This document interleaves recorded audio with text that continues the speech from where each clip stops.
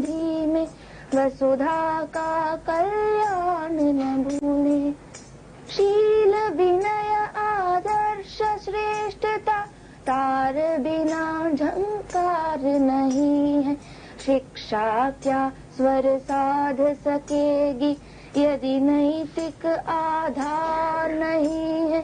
कीर्ति कौमुदी की गरिमा में संस्कृति का सम्मान न भूले। निर्माणों के पावन युग में हम चरित्र निर्माण न भूले।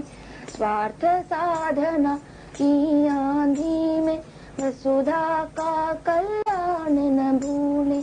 आविष्कारों की कृतियों में यदि मानव का प्यार नहीं है, सुजनहीन विज्ञान।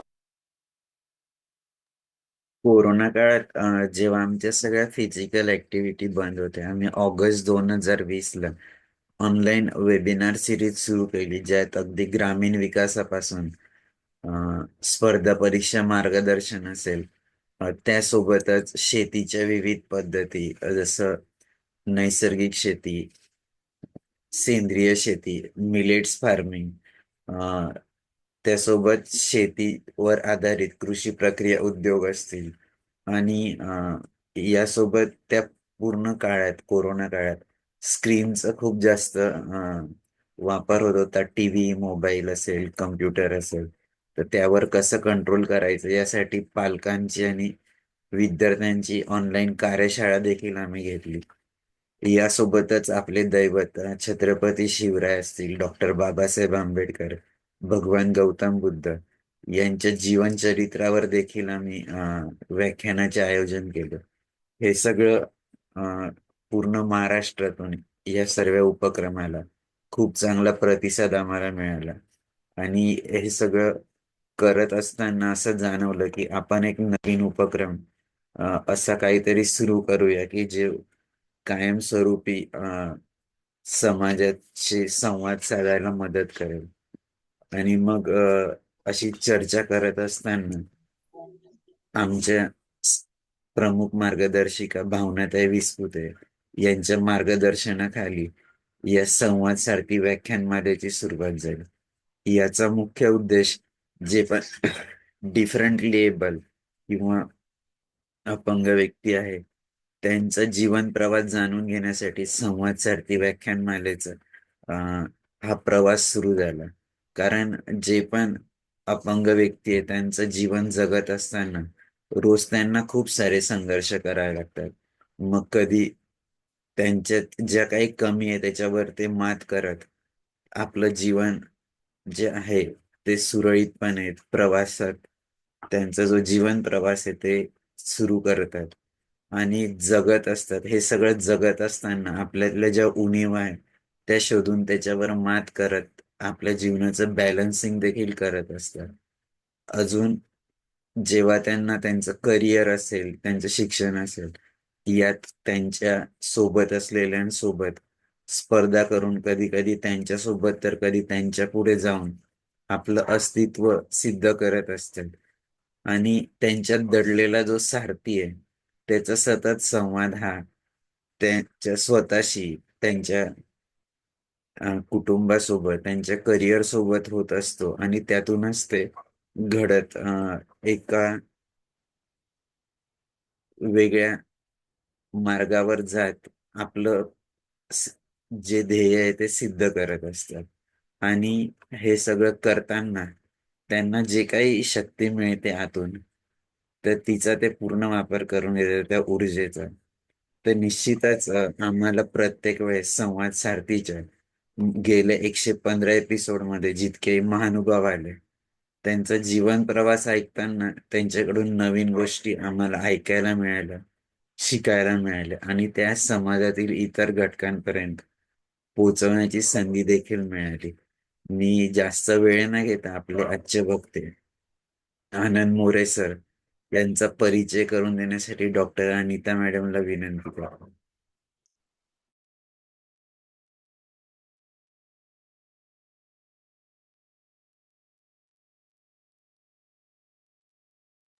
अनिता मॅडम, तुमचा आवाज नाही येतोय.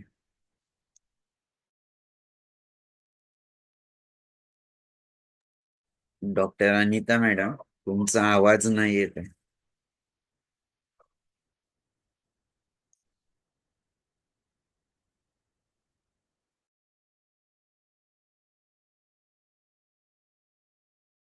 मॅडम, अनम्यूट करा आणि बोला. डॉक्टर अनिता मॅडम, तुमचा आवाज नाही येत. एकदा चेक करा काय प्रॉब्लेम आहे.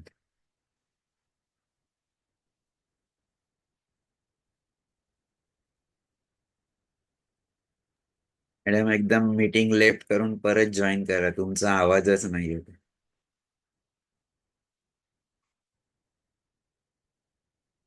त्या मॅडम जॉईन होत्या तोपर्यंत आलेल्या सगळ्या प्रेक्षकांचे मी पुनश्च एकदा स्वागत करतो या संकल्प फाउंडेशनच्या संवाद सारथी व्याख्यानमालेत.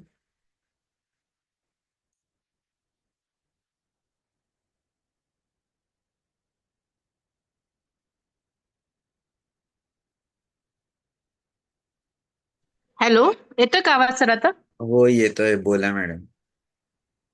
सॉरी इंटरप्शन साठी. एक मिनिट सर, एकच मिनिट.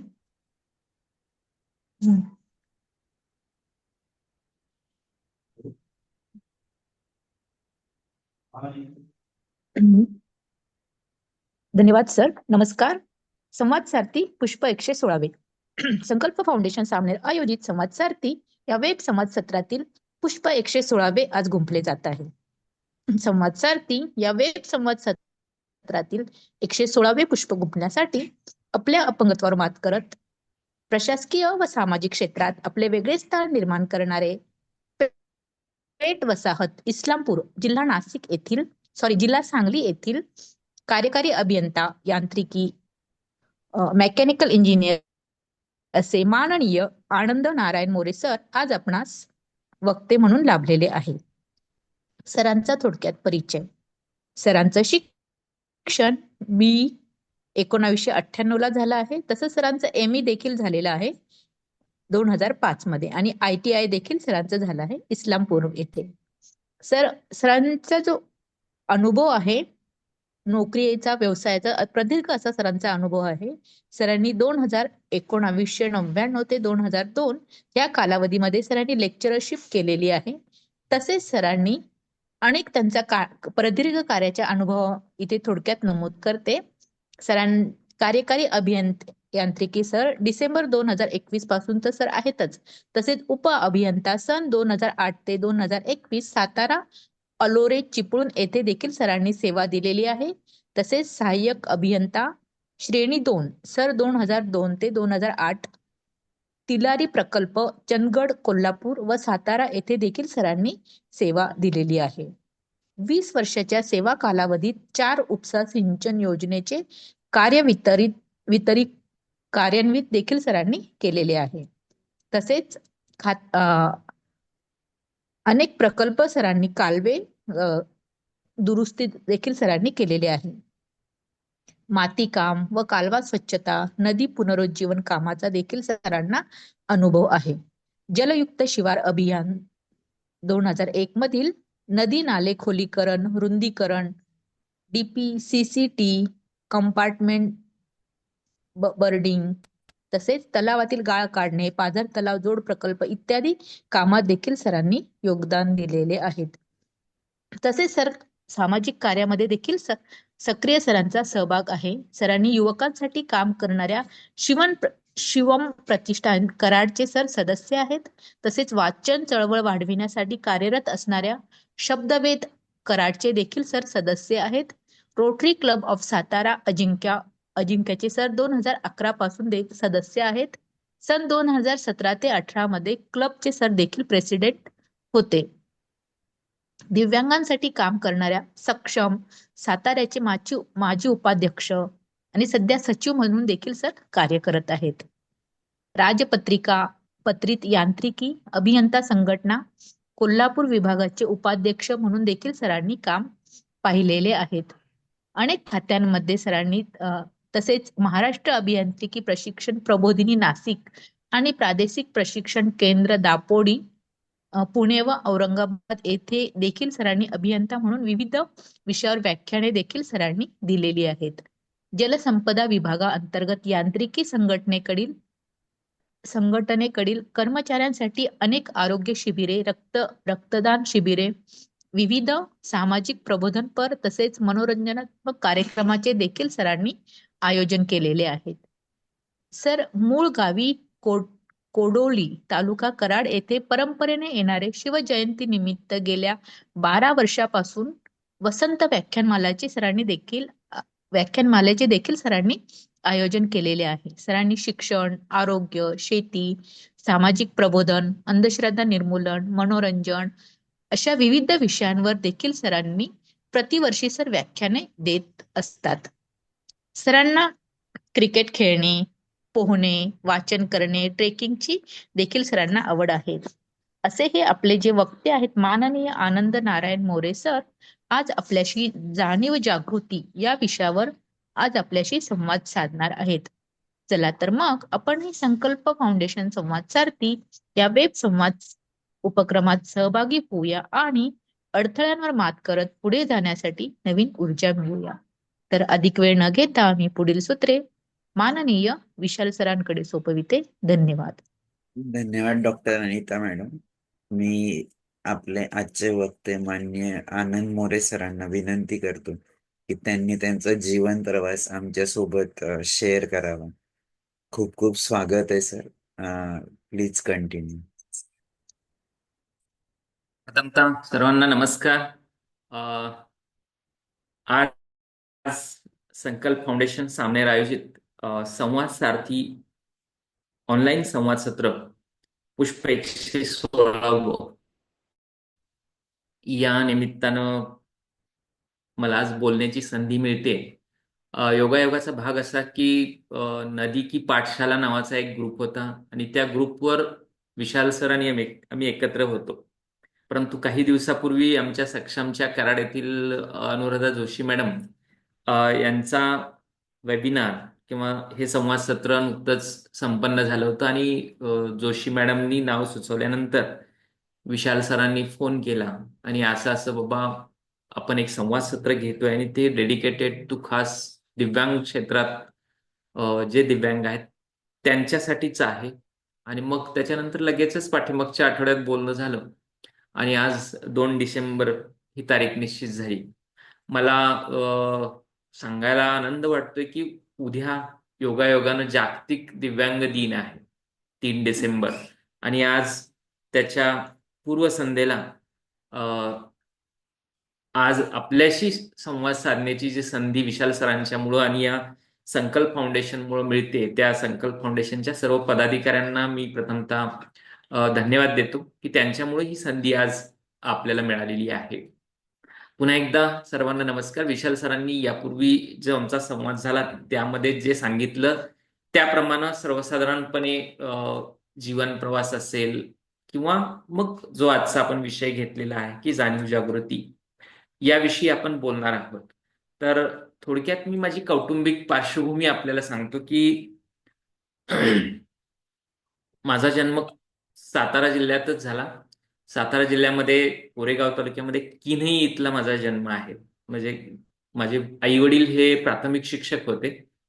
ते सध्या सेवानिवृत्त झालेत, परंतु ते सेवेच्या निमित्त कोरेगाव तालुक्यातील किन्ही शेजारचं जे आंबोडे गाव आहे तिथं वडील 19 वर्ष आणि आई 17 वर्ष एवढ्या प्रदीर्घ सेवा त्या गावामध्ये दिलेली आहे. आणि या गावातच आम्हा सर्व बहीण भावंडांचा जन्म झाला. आत्तासारखं चौकोनी वगैरे नाही, तर आमचं 6 कोणी कुटुंब आहे. म्हणजे मला 2 बहिणी आहेत, 1 भाऊ आहे, म्हणजे आम्ही एकूण 4 अपत्य. आणि आई वडील शिक्षक असल्यामुळे सर्व गावाचा परिचय होता की त्यावेळेला शिक्षक म्हणजे खूप एक वेगळं हे होतं. अशा वातावरणामध्ये आमचं कुटुंब 19 वर्ष त्या गावामध्ये राहिलं. तिथंच माझा जन्म झाला. 2 मोठ्या बहिणी आणि मोठ्या बहिणी 2 त्याच्यानंतर मुलगा जन्माला आला. म्हणजे कुटुंबामध्ये त्यावेळेच्या परिस्थितीनुसार एक आनंदाचं वातावरण होतं. आणि या आनंदाच्या वातावरणामध्येच माझं बारसं ठरलं की आता गुरुजींच्या मुलाचं बारसं घालायचं.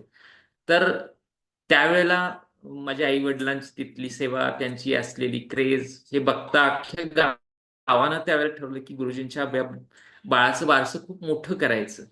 आणि मग मोठं करायचं म्हणजे काय, तर मग त्यावेळेला लाडवाचं जेवण घालायचं ठरलं. आणि मग हे लाडवाचं जेवण घालताना जे आपलं रेशनिंगचं दुकान आहे, तर या रेशनिंगच्या दुकानामध्ये माझं जे बारसं ज्या महिन्यात होतं त्या महिन्यामध्ये अख्ख्या गावानं कुणीही साखर घेतली नाही. आणि मग ती साखर गुरुजींना द्यायची आणि छानपैकी बारशाचा कार्यक्रम करायचा. तर खरोखर एक अनोखा हे होता. माझं नाव त्या बारशामध्ये आनंद ठेवलं गेलं आणि अख्खं गाव त्यामध्ये सहभागी होतं. आणि असं होत असतानाच एक सुरुवातीचा ह्या सगळ्या आनंदी वातावरणाचा एक 3-4 महिन्याचा कालावधी गेला आणि सर्वसाधारणपणे माझ्या वयाच्या 5व्या महिन्यामध्ये अ, माझे घरचे कुटुंबीय मला घेऊन कुठेतरी असे देवस्थानी एका गेले होते. आणि त्या दिवशी त्या ठिकाणाहून परत आल्यानंतर मला रात्री थोडासा ताप भरला. आणि ताप भरल्यानंतर म्हणजे जरी माझं गाव कराड असलं, तरी मी तिकडं असल्यामुळं अ, त्या वेळेपर्यंत मला पोलिओ डोस दिला नव्हता आणि शनिवार रविवारच्या सुट्टीला कराडला आल्यानंतर मग तो पोलिओचा डोस द्यायचा असं त्यांचं आई वडिलांचं नियोजन होतं. पण त्याच्या पूर्वीच्याच एका गुरुवारी कुठेतरी देवाला गेल्यानंतर परत आल्यानंतर मला ताप भरला आणि मग ताप भरल्यानंतर एका लोकल दवाखान्यात दाखवलं. आणि त्या दवाखान्यात दाखवल्यानंतर मग त्यावेळच्या परिस्थितीनुसार त्या डॉक्टरने इंजेक्शन केलं, परंतु पोलिओचा डोस दिला नव्हता आणि अशा ह्याच्यामध्येच तापात इंजेक्शन दिल्यामुळं आणि खरोखर माझा जन्म 1977 सालचा आहे. त्या दरम्यान पोलिओ नावाचा विषाणू खूप सक्रिय होता. त्यामुळे कुणी डॉक्टर किंवा कुणाला दोष देण्यापेक्षा त्यावेळची परिस्थितीच अशी होती की त्या परिस्थितीमुळं पोलिओशी संपर्क झाला किंवा पोलिओनं आपल्याला गाठलं असं म्हणायला काही हरकत नाहीये. आणि मग त्या रात्री पाय जड झाला, मुलगा पाय हलवत नाही. मग आजीच्या हे निदर्शनास आलं की आपलं बाळ पाय हलवत नाही. मग डॉक्टरांना दाखवलं, पण तोपर्यंत पोलिओनं त्याची वेळ साधली होती आणि मग तो पाय जड झाला. दुसऱ्या दिवशी डॉक्टरांना दाखवलं, परंतु तसा काही त्या ह्याच्यावर पुढं काही इलाज झाला नाही आणि मग हळूहळू तो पाय आखडत गेला आणि मला पोलिओ झाल्याचं शिक्कामोर्तब झालं. परंतु 2 मुलीनंतर जन्माला आलेलं बाळ, सगळं आनंदी वातावरण आणि त्यात हा पोलिओचा एक धक्का. या ह्याच्यामध्ये साहजिकच आई वडील, आजी सगळेच घरचे नाराज झाले होते. मग आई वडील गावामध्ये शिक्षक असल्यामुळे कुणीही सांगो असं असं झालं, हे असं करा, तसं करा. जे जे काही उपाय होते ते कुणीही सांगो, आमच्या आई वडिलांनी, आमच्या कुटुंबियांनी, आमच्या नातलगांनी ते केले. सगळ्या पद्धतीचे उपाय केले. परंतु त्या पोलिओ नावाच्या या रोगावर खरोखरच काही इलाज नव्हता हे काही कालावधीनंतर कळालं. परंतु माझा पोलिओचा पाय आखडला. मग हळूहळू वय वाढत होतं, तशीच वाढ होत होती. आणि असं होत असताना मग कुणाच्या तरी सांगण्यावरनं हे आयुर्वेदिक उपचार करा, ते आयुर्वेदिक उपचार करा, असं पायाचं मालिश करा, अजून काही करा, असे सगळे उपचार होत होते. दरम्यान कुणीतरी सांगितलं की पुणे येथे संचेती हॉस्पिटल आहे मोठं आणि मग त्या संचेती हॉस्पिटलमध्ये जर तुम्ही याला दाखवलं तर काहीतरी याच्यावर उपाय होऊ शकेल. मग वडिलांनी पुणे येथे संचेतीला दाखवलं, पण माझा आखडलेला पाय बघून, माझं वय साधारणतः त्यावेळी 5-6 वर्ष असेल, मग कमरेमध्ये एक आणि गुडघ्याच्या तिथं अशी 2 ऑपरेशन माझी करायची ठरली. आणि 5-6 वर्ष वय असताना माझी 2 ऑपरेशन संचेतीमध्ये झाले. परंतु ते ऑपरेशन होण्यापूर्वी माझ्या आखडलेल्या पायाची जी स्थिती होती त्या ह्याच्यामध्ये मला उजव्या पायाला पोलिओ झाला, परंतु त्या माझ्या पायाची बोटं हालायची. परंतु ऑपरेशन केल्यानंतर घडलं वेगळंच. तो पाय आखडलेला सरळ झाला, रक्तप्रवाह सरळ होऊन काहीतरी चांगलं होण्याची अपेक्षा होती, परंतु माझ्या पायाची हलणारी जी बोटं आहेत त्याची हालचाल ही बंद झाली आणि मग हा पाय असाच फक्त लोंबकळत राहायचा. मग हळूहळू 5-6 वर्ष वय वाढत गेलं.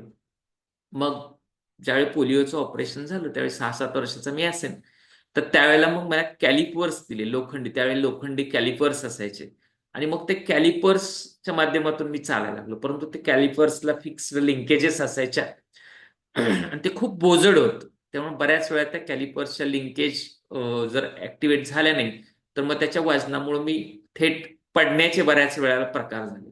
मग ते असं झाल्यानंतर घरातल्यांनी ते बोजड कॅलिपर्स आपण वापरायचे नाहीत असा निर्णय झाला.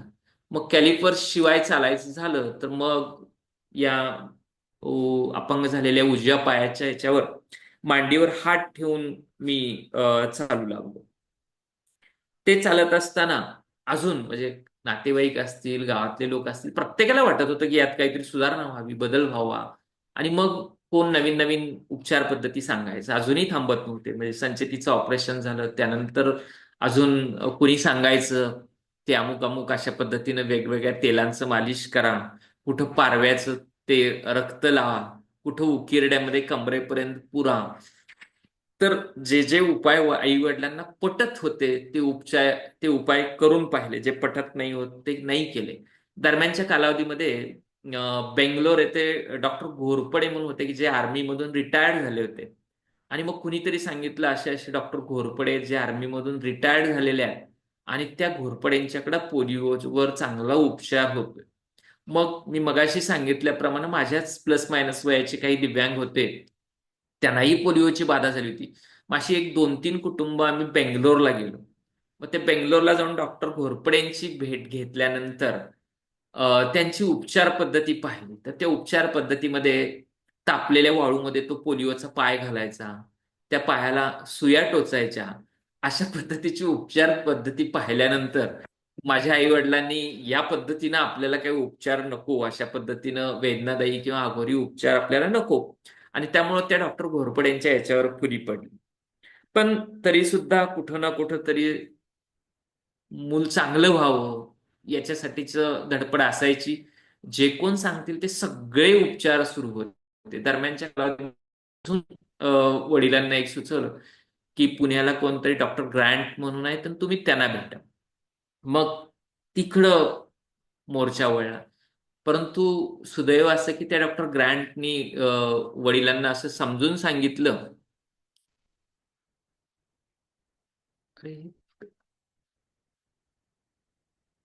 हॅलो, हा सर, बोला बोला, येतोय तुमचा आवाज. आवाज येतोय? हो, बोला, येतोय येतोय. काय अडचण नाही ना? या. हा, ठीक आहे.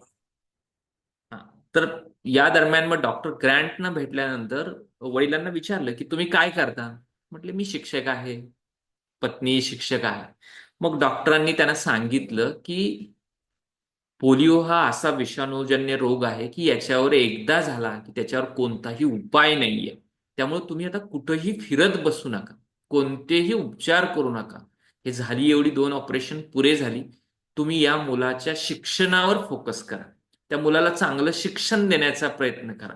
आणि मग त्या दिवसानंतर ह्या सर्व प्रकारच्या उपचाराचं हे जे लोन होतं ते थांबलं. आणि मग आई वडिलांनी हा विषय सोडून दिला आणि मग फक्त शिक्षण या एकाच गोष्टीवर फोकस सुरू झाला. दरम्यानच्या कालावधीमध्ये मगाशी सांगितल्याप्रमाणे मी उजव्या पायावर हात ठेवून चालत होतो आणि तरी सुद्धा मग चालताना त्रास होणं, पडणं अशा पद्धतीचं हे होत होतं. मग साधारणतः मी 3री पर्यंत असेल. मग 3री नंतर माझ्या वडिलांची बदली माझ्या त्या कोरेगाव तालुक्यातील आंबोड्यामधून माझ्या मूळ गावी कोडोलीला झाली. आणि मग पुन्हा थोडंसं वय वाढत होतं, तसं मग अजून एका डॉक्टरांनी सांगितलं की तुम्ही अशा पद्धतीनं ज्या वेळेला हातावर पायावर हात ठेवून जो मुलगा चालतोय तर त्याला कुबड येऊ शकतं, अजून काही शारीरिक त्याला व्याधी होऊ शकतात, तर त्याच्याऐवजी तुम्ही 2 कुबड्या वापरा. मग साधारणतः 4थीच्या दरम्यान मी 2 कुबड्या वापरू लागलो आणि कुबड्याच्या साह्यानं चालू लागलो. पण 2 कुबड्या घेतल्यामुळे मला हातामध्ये काही कॅरी करता येत नव्हतं. साहजिकच माझी जी शाळा होती ती शाळा मग मित्रांच्या माध्यमातून सुरू झाली. माझे मित्र माझ्या शाळेत दप्तर घेऊन यायचे. आई वडील शिक्षक असल्यामुळे ज्या शाळेत आई वडील जिल्हा परिषदेच्या शिकवत होते त्याच शाळेत माझं साधारणतः 7वी पर्यंत शिक्षण झालं जिल्हा परिषदेच्या शाळेमध्ये. आणि मग मित्रांच्या माध्यमातून मित्रांच्या मदतीनं शिक्षण होत होतं. पावसाळ्यात अडचण यायची, मग पुन्हा काकेवर घेऊन आई वडील शाळेत सोडायचे. असं सगळं करत हा शिक्षण प्रवास माझा सुरू होता. परंतु डॉक्टरांनी सांगितलं होतं की शिक्षणच या मुलाचं आयुष्य सुसह्य करू शकेल. त्यामुळे वडिलांनी एक ठरवलं होतं की या मुलाच्या शिक्षणावर आपल्याला जोर द्यायचा आहे. आणि त्यामुळं मग दिव्यांग मूल घरी आहे असं असलं तरी वडील जिथं जिथं जायचे, वडील कुठं व्याख्यानाला जाऊ द्या, कुठं धार्मिक स्थळी जाऊ द्या, कुठं सहलीला जाऊ द्या, जास्तीत जास्त ठिकाणी मला कसं बरोबर नेता येईल, मला वेगळ्या गोष्टी कशा पाहता येतील याची संधी उपलब्ध करून देत होते. आणि मग हे सगळे होत असताना आई वडिलांनी ठरवलं की बाबा याच्या शिक्षणावर आपण लक्ष द्यायचं. त्यामुळे मग मला जे माझे वर्गमित्र होते तेही खूप मदत करायचे. म्हणजे दप्तर सांभाळणं असेल, मला हाताला बरोबर नेऊन शाळेत नेणं असेल, या सगळ्या गोष्टी सुरू होत्या. मग जिल्हा परिषदेच्या शाळेत 7वी पर्यंत शिक्षण झाल्यानंतर त्यावेळेला आमच्या गावी हायस्कूल नव्हतं. मग हायस्कूल नसल्यामुळे पुन्हा शाळेचा प्रश्न आला. मग आमच्या गावापासून दूर असलेल्या 4.5 किलोमीटरच्या वडगाव हवेली या गावी एक रयत शिक्षण संस्थेचं हायस्कूल होतं. आणि मग 8वी ते 10वी तिथं जावं लागणार होतं. मग पुन्हा प्रश्न आला की आता गावातल्या गावात शाळा होती तोपर्यंत ठीक आहे, तोपर्यंत मदत लोक करत होती, परंतु आता बाहेरगावी शिक्षण घ्यायचंय तर काय करायचं. मग माझ्या वडिलांनी जिल्हा परिषदेला विनंती करून स्वतःची बदली करून घेतली त्या गावी. परंतु कसं होतं, त्यांच्या शाळेची वेळ वेगळी होती, माझ्या शाळेची वेळ वेगळी होती. मग गावातलेच काही मित्र पुढे आले. त्यामध्ये उमेश सुतार नावाचा मित्र होता, सुरेश पवार नावाचा मित्र होता, ज्योतिराम मोरे नावाचा मित्र होता. मग या मित्रांनी ठरलं की आम्ही तुला सायकलवरून शाळेत नेऊ. मग काही वेळा वडिलांच्या बरोबर आणि बहुतांश वेळेला या मित्रांच्या सायकलवरून आमची शाळा सुरू व्हायची. मग पावसाळा, उन्हाळा, हिवाळा 4.5 किलोमीटर जायचं, 4.5 किलोमीटर यायचं. परंतु कोणत्याही माझ्या मित्रांना तशी तक्रार न करता अगदी प्रेमानं हे माझं ओझं या 3 वर्ष सांभाळलं. मग असं करत करत 10वी झाली. आणि मग 10वी झाल्यानंतर पुन्हा शाळेचा प्रश्न आला की आता महाविद्यालयीन शिक्षण घ्यायचं तर काय करायचं. मग जवळचं तालुक्याचं ठिकाण होतं कराड. तर ते आमच्या गावापासून साधारणतः एक 8-10 किलोमीटर होत. मग निर्णय असा झाला की बाबा शास्त्र शाखेमध्ये, विज्ञान शाखेमध्ये ऍडमिशन घ्यायचं आणि मग तिथंच हॉस्टेलला राहायचं. माझं सायन्स कॉलेज कराडला मी 11-12वीला ऍडमिशन घेतलं आणि मग तिथं हॉस्टेलला राहून माझं शिक्षण सुरू झालं. परंतु काहीही झालं तरी ज्या वेळेला एखादी व्यक्ती दिव्यांग असते, काहीतरी सव्यंग सक्षम व्यक्तीपेक्षा त्याच्यामध्ये काहीतरी कमी असतं, त्यावेळेला त्याच्या दैनंदिन अडचणीमध्ये त्याला ह्या अडचणी ह्या येतच असतात. दैनंदिन जे काही त्याचं चलनवलन होत असतं ते करत असताना अडचणी येतच असतात. मग हॉस्टेल जरी असेल तरी खानावळीमध्ये जाणं, बाहेर काही परचेसला जाणं असेल, प्रॅक्टिकलला जाणं असेल, प्रॅक्टिकलच्या वेळेला काही मदत असेल. परंतु सुदैवानं मला प्रत्येक शाळा असेल, हायस्कूल असेल, त्याच्यानंतरच्या प्रत्येक टप्प्यावर मला चांगले मित्र मिळत गेले आणि ही खरोखर माझ्यासाठी सुदैवाची बाब होती. असं करत विज्ञान शाखेमधून 11-12वीचं शिक्षण घेतलं. परंतु ते घेत असताना थोडंसं शिक्षणाकडे दुर्लक्ष झालं आणि 12वीला कमी मार्क पडले. पण दरम्यानच्या कालावधीमध्ये माझा एक चुलत भाऊ हा इंजिनियर झाला होता, मेकॅनिकल इंजिनियर झाला होता. आणि त्यामुळे वडिलांचं एक स्वप्न होतं की आपल्या मुलालाही आपल्याला अभियंता बनवायचं, इंजिनियर बनवायचंय. आणि मग ते स्वप्न त्यांच्या डोक्यात होतं. मग 12वीला थोडीशी जरी कमी मार्क असले तरी वडिलांनी ठरवलं की 94ला साधारणतः त्यावेळेला just free ship, payment ship सुरू झालं होतं. आणि मग काही हो, पण आपल्या मुलाला इंजिनियर करायचं. म्हणजे माझ्यापेक्षा त्यांची जिद्द जास्त होती, पण त्यांनी विश्वास दाखवला. मग फी भरून शिक्षण घेत असताना गावातील बरेच लोक म्हणायचे, गुरुजी तुम्ही या मुलाच्या शिक्षणासाठी एवढा खर्च करत आहात तर तो खर्च त्याच्या नावावर टाका, त्याची दामदुप्पट होईल, तो त्यालाच उपयोग होईल. परंतु जे डॉक्टर गॅनींनी जे इंजेक्शन त्यावेळेला वडिलांना दिलं होतं की शिक्षण हे एक वाघिणीचं दूध आहे आणि शिक्षणच याचं आयुष्य बदलू शकेल, हा एक वडिलांच्या मनावर एक चांगलं बिंबलं होतं. त्यामुळे वडिलांनी जो निर्णय घ्यायचा होता तो पहिलाच ठरला होता की आपल्याला इंजिनिअरिंगला ऍडमिशन घ्यायचंय. मग हा मेकॅनिकल इंजिनिअरिंगला ऍडमिशन घेतलं. मग त्यावेळेला बाबा पुढं काय होईल माहिती नव्हतं, पण ऍडमिशन घेतलं. मग सुरुवातीला काही लोकांनी सांगितलं की अडचणी येऊ शकतील, हा प्रॅक्टिकल कसं करणार, कॉलेज कसं करणार. परंतु येईल त्याला सामोरे जायचं ही एक जिद्द होती. तिथं हे जे महाविद्यालयाचे शिक्षक होते त्यांनी माझा चांगला आत्मविश्वास वाढवला की नाही तू करू शकतोस. आणि मग तिथून मात्र मी कुठंही पाठीमागं बघितलं नाही. साधारणतः 1998 माझं अभियांत्रिकीची पदवी ही बीई मेकॅनिकलची मला चांगले डिस्टिंक्शन मिळाली. आणि पुन्हा मग त्याच्यानंतर नोकरीचा शोध सुरू झाला. मग सर्वसाधारणपणे 6 महिने जून 98 नंतर नोकरीचा प्रवास सुरू होता. वेगवेगळ्या इंडस्ट्रीमध्ये इंटरव्ह्यू देणं असेल, परंतु हे एका पायानं दिव्यांगत्व आणि कुबडी घेऊन चालणं आणि मग इंडस्ट्रियल फ्लोअरवर हा मुलगा कसं काम करणार, प्रोडक्शन लाईनला कसं काम करणार, अशा अडचणी होत्या. इंटरव्ह्यू व्हायचे, परंतु ह्या दिव्यांगत्वाची अडचण आल्यामुळे नोकरीमध्ये थोडेसे नकार येत होते. या दरम्यान मी एक दिवस युनिव्हर्सिटीमध्ये गेलो असताना माझ्या महाविद्यालयातील एक माझे प्राध्यापक भेटले आणि सध्या आनंद काय करतोय, तर नाही म्हणलं अशी अशी अडचण आहे आणि सुरू आहे. दरम्यानच्या ह्याच्या कालावधीमध्ये थोडस पुन्हा मी अजून माझ्या शालेय किंवा बालपणाच्या ह्याच्याकडे जातो की माझे आई वडील जसे शिक्षक होते तसे माझे चुलते हे साखर कारखान्यामध्ये नोकरी करत होते. मग त्यांनाही माझ्या फॅमिलीमध्ये माझे आत्या, त्यांचे मिस्टर हे सगळे शिक्षक होते. जास्त माझ्या चुलत्यांना सुद्धा शिक्षक पेशाची नोकरी आली होती, परंतु ती नाकारली आणि त्यांनी साखर कारखान्यामध्ये काम स्वीकारलं. तर त्या चुलत्यांना वाचनाची आवड फार होती आणि त्यांच्याकडे चांदोबा नावाचं मासिक असायचं. आणि मग ते हे करत असताना ते चांदोबा नावाचं मासिक हाती पडल्यानंतर या चांदोबामध्ये त्यावेळेला चित्र रूपातल्या रामायण, महाभारत आणि विक्रम वेताळाच्या गोष्टी असायच्या. आणि मग ह्या गोष्टी वाचण्याची आवड लागली की पुढचं मासिक कधी येते, एक आवड लागून गेली की त्याची वाट पाहायची की आता पुढचा अंक चांदोबाचा कधी येणार.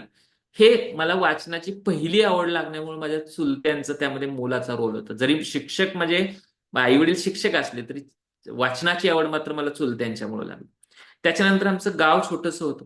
गावामध्ये त्यावेळेला एक पेपर यायचा, पण तो पेपर हा म्हणजे वर्तमानपत्र आपण म्हणतो, डेली न्यूजपेपर म्हणतो, हा वर्तमान पेपर दुपारी 3-4च्या गाडीने यायचं. आणि मग आमच्या इथे एक थोरातांचा वाडा होता आणि त्या वाड्यामध्ये खूप मोठ्या प्रमाणामध्ये सगळे गावचे लोक संध्याकाळी जमायचे आणि मग तिथे हे वर्तमानपत्र वाचायचं. पण बहुतांशी वयस्कर लोक असल्यामुळं मग कुणाला तरी मुलाला बोलवून ते पेपर वाचायला लावते. आता गुरुजींचा मुलगा असल्यामुळं मग चला ये रे बाबा इकडं आणि हा पेपर वाचून दाखव, अशा ह्यानं पेपर वाचनाची आवड सुरू झाली. त्याच वेळेला शाळेतली लायब्ररी असेल, कॉलेजच्या ह्याच्यामध्ये पुन्हा बाहेरची प्रायव्हेट लायब्ररी असेल, वाचनाची आवड सातत्यानं सुरू होती. आणि 1998ला पदवी परीक्षा पूर्ण झाल्यानंतर, पदवी घेतल्यानंतर आणि नोकरी लागेपर्यंतच्या 6 महिन्यामध्ये आमची कराडची जी टाउन हॉलची सिटी लायब्ररी आहे त्याचं खूप मोठ्या प्रमाणामध्ये तिथं चांगल्या चांगल्या पुस्तकांचं वाचन झालं. त्या दरम्यान चांगलं ऐकण्याची सवय होती, चांगलं वाचनाची सवय होती आणि नंतर मग हळूहळू चांगल्या लोकांना भेटण्याची सवय लागून गेली. या दरम्यान मग मी लेक्चररशिप सुरू केली. ज्या महाविद्यालयात मी शिकलो तिथंच मी लेक्चरर सुरू केली. पण वडिलांचा एक हट्ट होता की आपल्याला फक्त ग्रॅज्युएशनवर थांबायचं नाही तर पोस्ट ग्रॅज्युएशनचंही शिक्षण घ्यायचं.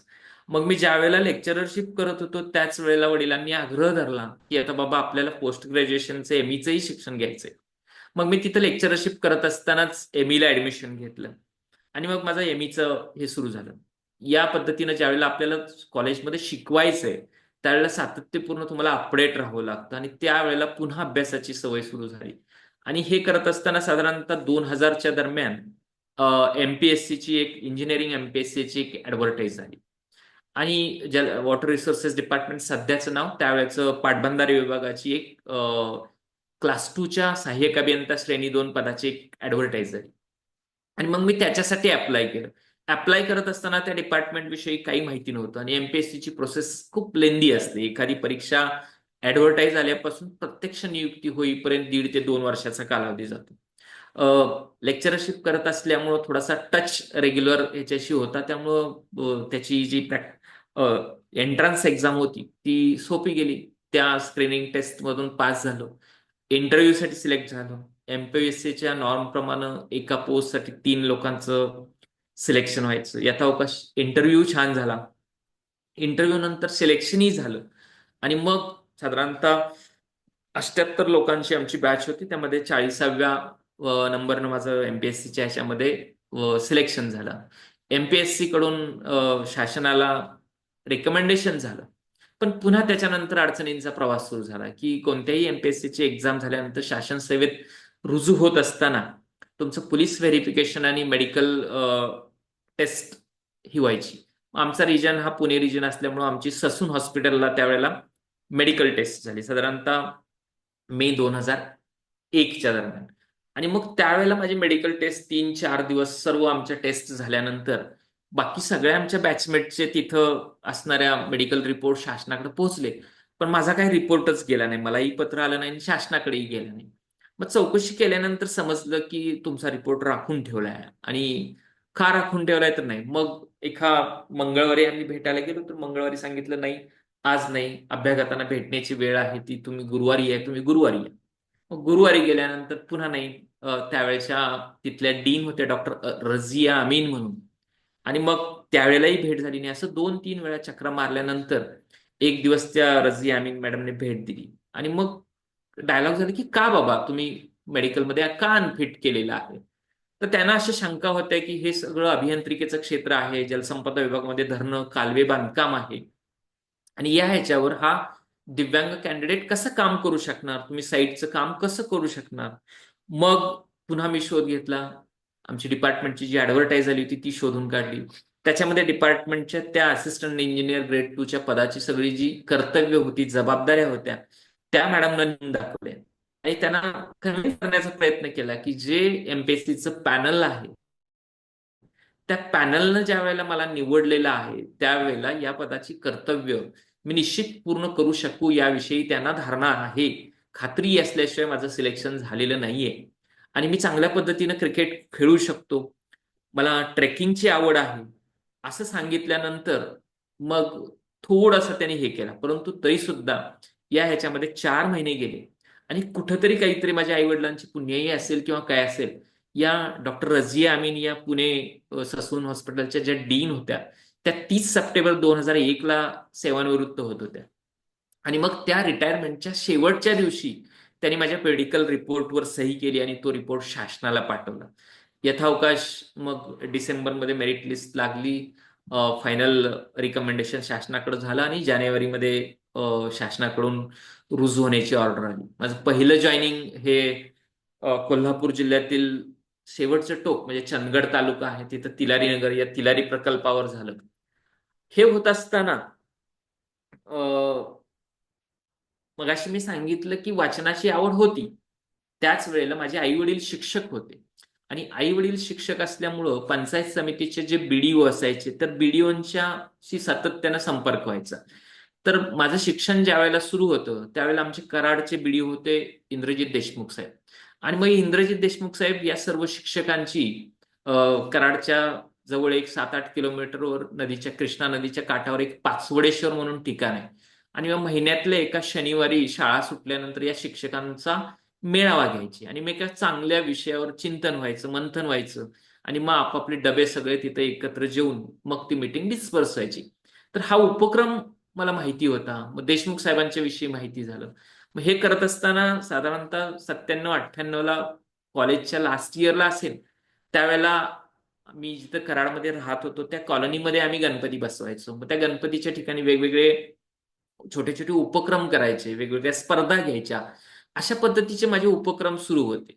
पण त्या दरम्यान कॉलेजमध्ये डॉक्टर कुलकर्णी नावाचं एक दाम्पत्य होतं जे कराडचं होतं, आणि ते व्यसनमुक्तीवर त्यांचं दोघांचं व्याख्यान झालं आमच्या कॉलेजमध्ये. ते व्याख्यान ऐकल्यानंतर थोडंसं हे झालं की आपल्याला असं काहीतरी हे व्याख्यान आपल्या गावाकडं आपल्या कॉलनीमध्ये अरेंज करायचं. त्याच वेळेला मनाशी ठरवलं. आणि मग एक दिवस येणाऱ्या गणपतीच्या ह्याच्यामध्ये आम्ही डॉक्टर कुलकर्णींशी संपर्क साधला आणि सरांना आणि मॅडमना मी विनंती केली की यावर्षी सर तुम्ही आमच्याकडे अशा मी गणपतीच्या ह्याच्यामध्ये उपक्रम घेतोय आणि आपण याल का. तर डॉक्टरांनी सांगितलं ठीक आहे तुम्ही अरेंज करा, मी निश्चित येईन म्हणून. आणि मग त्यानंतर आम्ही गणपतीमध्ये हे केलं. परंतु असा भाग झाला की ज्या दिवशी डॉक्टरांचं व्याख्यान ठेवलं होतं त्या दिवशी आमच्या कॉलनीतल्या बहुतांशी घरातली लोक गणेश उत्सवाचे देखावे पाहायला गेले आणि मग व्याख्यानाला कुणीच नाही. पण डॉक्टरांनी आम्हाला एक सांगितलं होतं की त्यावेळी तुमची लोक ज्या वेळेला जमतील त्यावेळेला तुम्ही मला फोन करा, मी 10 मिनिटांमध्ये तिथं पोहोचेन. कदाचित त्यांना तसा पूर्वानुभव असावा. मग आम्ही डॉक्टरांना खजील होऊन सांगितलं सर असं असं झालंय आणि व्याख्यान तर आम्ही आयोजित केलं परंतु कुणीच नाहीये. तर म्हणे नाराज होऊ नका, हे उत्सवाचं वातावरण असतं, गणेशोत्सव असेल, दुर्गापूजा असेल, तर अशा वेळेला लोकांना प्रबोधनाचं काहीतरी वैचारिक ऐकण्यासाठी त्यांचे कान तयार नसतात. परंतु तुमचा हट्ट होता, तुमची इच्छा होती म्हणून मी हो म्हटलं होतं. पण भविष्यात कधीही तुम्ही सांगाल त्यावेळी मी निश्चित येईन, परंतु तुम्ही तुमचं काम करायचं काही कमी करू नका. पण त्याच वर्षी माझ्याबरोबर ज्या वेळेला इस्लामपूरमध्ये मी शिक्षण घेत असताना बीएड करणारे एक संपतराव कांबळे नावाचे एक शिक्षक मला भेटले होते. आणि त्यांचा आवाज खूप छान होता आणि ते काव्य वाचन करायचे. आणि मग त्या संपतराव कांबळे सरांच्या काव्य वाचनाचा पहिल्यांदा मी आमच्या कॉलनीमध्ये प्रोग्राम घेतला. मग तो एवढा लोकांना छान आवडला की खूप छान. मग त्याही वेळेला मी देशमुख साहेबांशी संपर्क साधला, परंतु कार्यव्यस्ततेमुळे त्यांना येता आला नाही. मग हे हळूहळू अशा पद्धतीनं हे सुरू झालं. आता सरांनी सांगितलं की आपण जाणीव जागृती हा विषय घेतलाय, परंतु या जाणीवा कशा निर्माण झाल्या? तर आई वडील शिक्षक होते.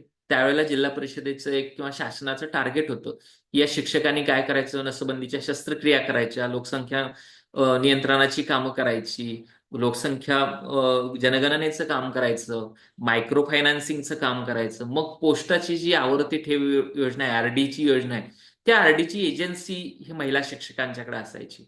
आणि मग आई वडील गावातल्या ज्या कष्टकरी महिला आहेत, काही नोकरदार आहेत, त्यांच्याकडून मग आरडी स्वरूपामध्ये हे जमा करणं, ते पोस्टामध्ये भरणं, अशा पद्धतीचा उपक्रम. मग याचं प्रबोधन घरातून सुरू असायचं व्यक्तींना, येणाऱ्या त्या कष्टकरी महिलांना समजून सांगायचं की बाबा बचत का करायची. मग ते 100-200 रुपये महिन्याला बचत करणार. हे करत असताना मी पाहत होतो की आई वडील हे करतायत, परंतु त्या ह्याच्यामध्ये लोक वेळेत पैसे द्यायचे नाहीत. मग त्यावेळेला पैसे दिले नाही की ते दंड असायचा. परंतु मला आठवत नाही की आमच्या आई वडिलांनी कधी कुणाला दंड लावला. वडील स्वतःच्या पगारातून त्यांचे पैसे भरायचे. पण या छोट्या छोट्या संचयी स्वरूपाच्या या आवर्ती ठेव योजनेतून लोकांना खूप छान फायदा व्हायचा. त्यांच्या काही अडीनडी भागल्या जायच्या. हे करत असताना माझे वडील चांगले खेळाडू होते. मग त्यांना खेळाची आवड असल्यामुळे शाळेत खेळ घ्यायचे. मुलांना शाळा सुटल्यानंतर थांबवून खो खो, कबड्डी, व्हॉलीबॉलमध्ये त्यांना प्रशिक्षण द्यायचे. त्याच्यानंतर उत्साह एवढा असायचा की शाळा सुटल्यानंतर सुद्धा रात्र अभ्यासिका. मग आमच्या घराच्या शेजारी एक विठ्ठलाचं मंदिर होतं. मग त्या विठ्ठल मंदिराला आपल्या घरातूनच लाईट देऊन तिथं जादा तासात अभ्यासिका घ्यायचे मुलांची. अशा पद्धतीने हा सर्व जो प्रवास होता तो सुरू होता. त्यामुळे एका बाजूला वाचन सुरू होतं, एका बाजूला घरातून आई वडिलांचे असे सामाजिक संस्कार सुरू होते, आणि आजूबाजूला घडत असलेल्या घटना. तर हे देशमुख साहेबांचा प्रभाव तर होताच. आणि मग नोकरी सुरू झाली. सुरुवातीला मी 3 वर्ष महाराष्ट्र, गोवा आणि कर्नाटकच्या बाउंड्रीवर असलेले तिलारी प्रकल्पावर काम करत होतो. मग ते जॉईनिंग, जॉब, त्याच्यानंतर राहिलेलं एमईचं डिझर्टेशनचं वर्क हे करत असताना माझं पोस्ट ग्रॅज्युएशन कम्प्लीट झालं. आणि यथावकाश 3 वर्षानंतर माझी सातारा येथे बदली झाली. सातारा येथे बदली होणं हे एक आयुष्यातला अजून एक टर्निंग पॉइंट होता. कारण मगाशी मी म्हटलं की वाचनामुळं, चांगलं ऐकण्यामुळं आणि त्याच्यानंतर चांगल्या व्यक्तींच्या संपर्कात येण्यामुळं, तर 2005ला मी साताऱ्यामध्ये आल्यानंतर मला तिथे एक स्टडी सर्कल नावाचा ग्रुप जॉईन करता आला. तर या स्टडी सर्कलची संकल्पना आमचे LIC मध्ये काम करणारे आमचे ज्येष्ठ मित्र, मी ज्येष्ठ अशा अर्थानं म्हणतो की त्यावेळेला त्यांचं वय 55 वगैरे होतं, ज्यावेळेला मी 30ला असेल. आणि ते सुधीर परचुरे नावाचं व्यक्तिमत्व होतं. आणि डॉक्टर अविनाश पोळ, आता ते पाणी फाउंडेशनचं काम करतात, ते डेंटल सर्जन आहेत. तर त्या दोघांच्यामुळं मला या स्टडी सर्कल ग्रुपमध्ये जॉईन करता आलं. आणि मग स्टडी सर्कलचा कन्सेप्ट काय होता? No membership, no fee, no tea. परंतु आम्ही महिन्याच्या 2ऱ्या आणि 4थ्या शुक्रवारी एखाद्या ठिकाणी एकत्र यायचो, एखाद्या चांगल्या विषयावर चर्चा करायचो. मग प्रत्येकानं आपापल्या क्षेत्राविषयी शेअरिंग करायचं, इतर क्षेत्राविषयीचं माहिती करून घ्यायचं. यामध्ये जात, लिंग, भेद, धर्म असं कुठलीही अट नव्हती. व्यवसायाची अट नव्हती. यामध्ये शेतकरी होते, शिक्षक होते, इंडस्ट्रियलिस्ट होते, डॉक्टर होते, इंजिनियर होते, अगदी मंडईमध्ये काम करणारे सुद्धा होते. अशा सगळ्या पद्धतीच्या लोकांना एक छान ग्रुप होता. या ग्रुपच्या माध्यमातून जाणीवा कशा रुंदावतात किंवा सामाजिक जाणीवेचं भान कसं निर्माण होतं, हे या स्टडी सर्कल ग्रुपच्या माध्यमातून मला खूप शिकायला मिळालं. त्यावेळेचा एक प्रसंग खूप सांगण्यासारखा आहे की कुठंतरी आपल्यामध्ये रुजवण झालेली असते. तर साधारणतः 2005-06च्या दरम्यान आमचे हे डॉक्टर सुधीर परचुरे, जे LIC मध्ये काम करणारे डेव्हलपमेंट ऑफिसर होते, की ज्यांनी हा ग्रुप सुरू केला होता. एक दिवस त्यांनी मला विचारलं की आनंद, तुझा पगार किती आहे? तर मी सांगितलं, मला सर काही एक 35,000 पगार असेल. तर त्यावेळेला मला त्यांनी एक चॅलेंज दिलं होतं की 35 × 12 एवढी रक्कम मी तुला दिली, तू काय करायचं ते तू ठरव, पण तू आता इंजिनिअरिंग एमपीएससी दिले, पण मला असं वाटतं की माझा हा तरुण मित्र बाबा कुठंतरी तहसीलदार, कुठंतरी प्रांत, कुठंतरी उपजिल्हाधिकारी, कुठंतरी कलेक्टर असा असावा. तू युपीएससी कर, तू एमपीएससी कर. परंतु ते काकांचं चॅलेंज काही नाही हे झालं आणि एकदा नोकरीमध्ये गुंतून पडल्यानंतर ते कंटिन्यू झालं. आजही मला काका चिडवतात की तू माझी ऑफर सोडलीस, तू संधी सोडलीस. त्याच्या मागचा अर्थ असा होता की तुझ्याकडे असलेलं जे सामाजिक भान आहे, सामाजिक जाणीव आहे, तर याला जर चांगला प्लॅटफॉर्म द्यायचा असेल तर तू जर महसूलमध्ये गेलास तर तुला चांगल्या पद्धतीचे अधिकार मिळू शकतात, चांगल्या पद्धतीनं त्याचं इम्प्लिमेंटेशन होऊ शकतं. या अर्थानं ते चॅलेंज होतं. तर तो माझ्या आयुष्यातला एक टर्निंग पॉईंट होता की मला भेटलेला तो माझा एक सिनियर फ्रेंड होता की ते परचुरे काका, डॉक्टर अविनाश पोळ, खूप नावं त्या स्टडी सर्कलच्या माध्यमातून जॉईन झाली. आणि मग हळूहळू ही सगळी वाटचाल सुरू होती. त्या दरम्यान मग नोकरी सुरू आहे, एका बाजूला नोकरीतली कामं सुरू आहेत. मगाशी आपल्या परिचयाच्या ह्याच्यात सांगितलं की आमचं जे डिपार्टमेंट आहे हे पाण्याशी संदर्भातलं आहे, पाण्याशी संबंधित आहे. मग जलसंपदा विभागाची जी धरणं असतील, कालवे असतील, त्याची सिंचनाची कामं असतील, दुरुस्तीची कामं असतील, त्यामध्ये त्याच्यानंतर वेगवेगळ्या उपसा सिंचन योजना, साधारणतः तारळी नदीवरच्या 4 मध्यम स्वरूपाच्या मोठ्या योजना मला पूर्ण करता आल्या माझ्या सेवा कालावधीमध्ये. त्याच्यानंतर मी कोकणात सेवा दिली. सर्वसाधारणपणे 20-22 वर्षाच्या ह्याच्यामध्ये मी कोल्हापूर, त्याच्यानंतर तिलारी नगर, सातारा, कोकणामधील आलोरे, चिपळूण आणि सध्या इस्लामपूर अशा वेगवेगळ्या 5-6 ठिकाणी सेवा दिली. परंतु कोकणामध्ये काम करत असताना कोकणचं कार्यक्षेत्र हे रायगड, रत्नागिरी, सिंधुदुर्ग असं 3 जिल्ह्याचं असल्यामुळं खूप छान अनुभव आले. कोकणामध्ये प्रचंड पाऊस, तीव्र उताराच्या नद्या आणि मग या तीव्र उतारामुळे नद्या या गाळानं भरायच्या. मग पूरप्रवणता सुरू यायची, काही गावामध्ये पुराची परिस्थिती यायची. या परिस्थितीमध्ये कलेक्टरने सांगितल्यानंतर मग नद्यांमधला गाळ करून या नद्यांना मोकळा श्वास घेता येईल अशा पद्धतीची कामं करण्याची संधी मिळाली. त्याच्यानंतर पुन्हा सातारा येथे बदली शासनाचा शासनाचा जो फ्लॅगशिप प्रोग्राम होता जलयुक्त शिवार, त्या माध्यमातून जे ओढे नाले आहेत त्यांचं खोलीकरण असेल, पाझर तलावांची दुरुस्ती असेल, त्याच्यानंतर वेगवेगळी जलसंवर्धनाची कामं आहेत, ती करताना खूपच छान अनुभव आले. यातला एक अनुभव खूप सांगण्यासारखा आहे की वेगवेगळे पुरस्कार मिळत असतात, वेगवेगळे कौतुक होत असतं. परंतु या ह्याच्यामधला एक आठवणीतला प्रसंग असा आहे की ज्यावेळी जलयुक्त शिवारचं मी काम करत होतो आणि ते काम करत असताना ज्या वेळेला कारखेल नावाचं गाव आहे जिथं संताजी घोरपडेंची समाधी आहे आणि त्या कारखेलच्या शेजारच्या ठिकाणी जाधववाडी शंभूखेडमध्ये आम्ही एक ओढा खोलीकरणाचं काम केलं होतं. आणि या ओढा खोलीकरणाचं काम पूर्ण झाल्यामुळं तिथल्या गावाला पिण्याच्या पाण्याचा प्रश्न किंवा शेतीचा पाण्याचा प्रश्न काही अंशामध्ये तिथं सुटला होता. आणि एक दिवस मी त्या बाजूनं गाडीमधून शासनाच्या प्रवास करत असताना एक धोतर, सदरा आणि मुंडास घातलेली व्यक्ती ना आमच्या गाडीला हात केला. सर्वसाधारणपणे शासनाच्या मध्ये इतरांना घेऊ नये असा प्रघात आहे, कारण अपघात झाला, काय घातला तर शासनाची जबाबदारी येते. परंतु ती वयस्कर व्यक्ती होती, ऊन खूप वाढलं होतं आणि मग त्या व्यक्तीने हात केल्यानंतर त्या व्यक्तीला गाडीमध्ये मी घेतलं. मग विचारलं, काका तुम्हाला कुठं जायचंय? त्याने सांगितलं मला असं असं म्हसवडला जायचंय आणि तुम्ही घ्याल का? पण आता हात केला होता, चला म्हणलं काय गाडी रिकामी होती. मग त्यांना घेतल्यानंतर त्यांनी सांगितलं की कुठलं डिपार्टमेंट साहेब तुमचं? तर असं असं आम्ही जलसंपदा.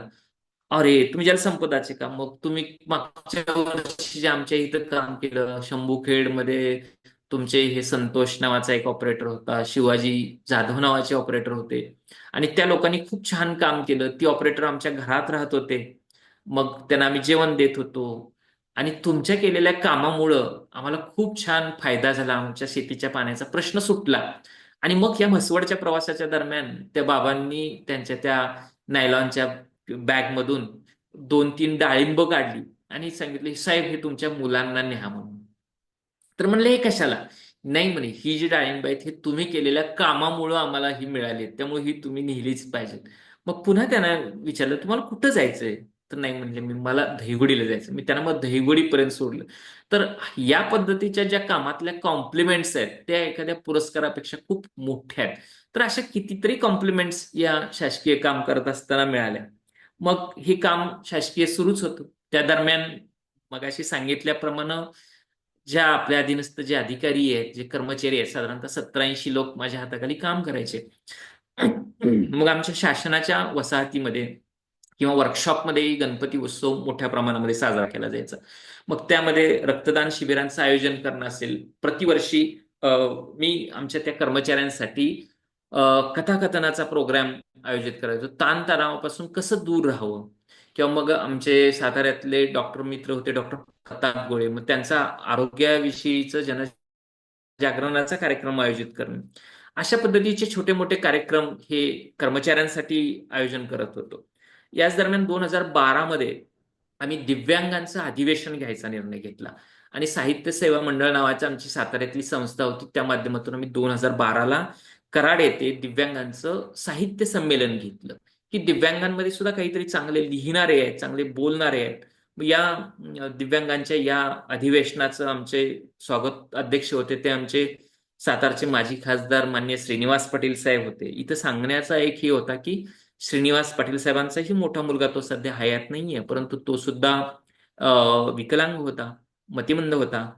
ते आमचे स्वागताध्यक्ष होते. आमच्या या दिव्यांग साहित्य संमेलनाला खूप दिग्गज व्यक्तींनी हजेरी लावली. ते बाबा आढाव होते आमच्याकडे कार्यक्रमाला, डॉक्टर अनिल अवचट होते, डॉक्टर उदय वारुंजीकर आले होते. तर वेगवेगळे दिव्यांगांना हितकारी ठरणारे परिसंवाद असतील, माहितीचे असतील, कायद्याविषयीची माहिती असेल, असं खूप छानपैकी हे संमेलन 2012 मध्ये पार पाडलं आम्ही. आणि त्यामध्ये खूप छान लोकांच्या राज्यभरावरच्या ओळखी झाल्या. आता हे होत असताना ह्या छोट्या मोठ्या सामाजिक उपक्रमामध्ये सहभाग हा तर सुरूच होता. आणि मग नोकरी सुरू आहे, एका बाजूला करिअर सुरू आहे. मग वेगवेगळ्या ठिकाणी संस्थांशी जॉईन होता आला. दरम्यानच्या कालावधीमध्ये सातारा येथे जो रोटरी क्लब होता, साधारणतः 1-2-3 क्लब होते, त्यापैकी आमचा रोटरी क्लब ऑफ सातारा अजिंक्य या क्लब शी मी जॉईन झालो 2011 मध्ये. आणि साधारणतः 2011 ते 17 या माध्यमातून, या रोटरी क्लब माध्यमातून सुद्धा वेगवेगळी जे सामाजिक उपक्रम आहे त्या सामाजिक उपक्रमामध्ये मला सहभागी व्हायची संधी मिळाली. दरम्यानच्या कालावधीमध्ये 2008ला माझं प्रमोशन झालं डेप्युटी इंजिनियर म्हणून. त्याच्यानंतर डेप्युटी इंजिनियर झाल्यानंतर मग 2008ला असंच एक स्वप्न पाहिलं होतं की बाबा आपल्या गावासाठी आपल्याला काहीतरी करायचं आहे. ज्या गावातल्या मित्रांच्यामुळं, ज्या गावामुळं आपण आज ज्या ठिकाणी आहे त्या गावाचं कुठंतरी आपल्यावर ऋण आहे.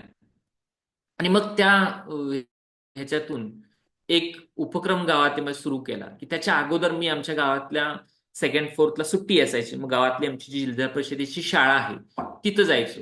मी इंद्रजित देशमुख सरांच्या बरोबर काम करायचो, त्यामुळे मग आमच्या शिवम परिवारामध्ये जे जे वक्ते चांगले यायचे, की ज्या लोकांनी काम करून बोलण्याचा हक्क मिळवलेला आहे, अशा व्यक्तींचे प्री रेकॉर्डेड जी व्याख्यान आहेत ती व्याख्यानं मी आमच्या गावातल्या शाळेतल्या मुलांना लॅपटॉपवर दाखवायचो. काही वेळेला चांगला अनुभव, काही वेळा शिक्षकांच्याकडनं वाईट अनुभव आला, पण प्रयत्न सोडले नव्हते.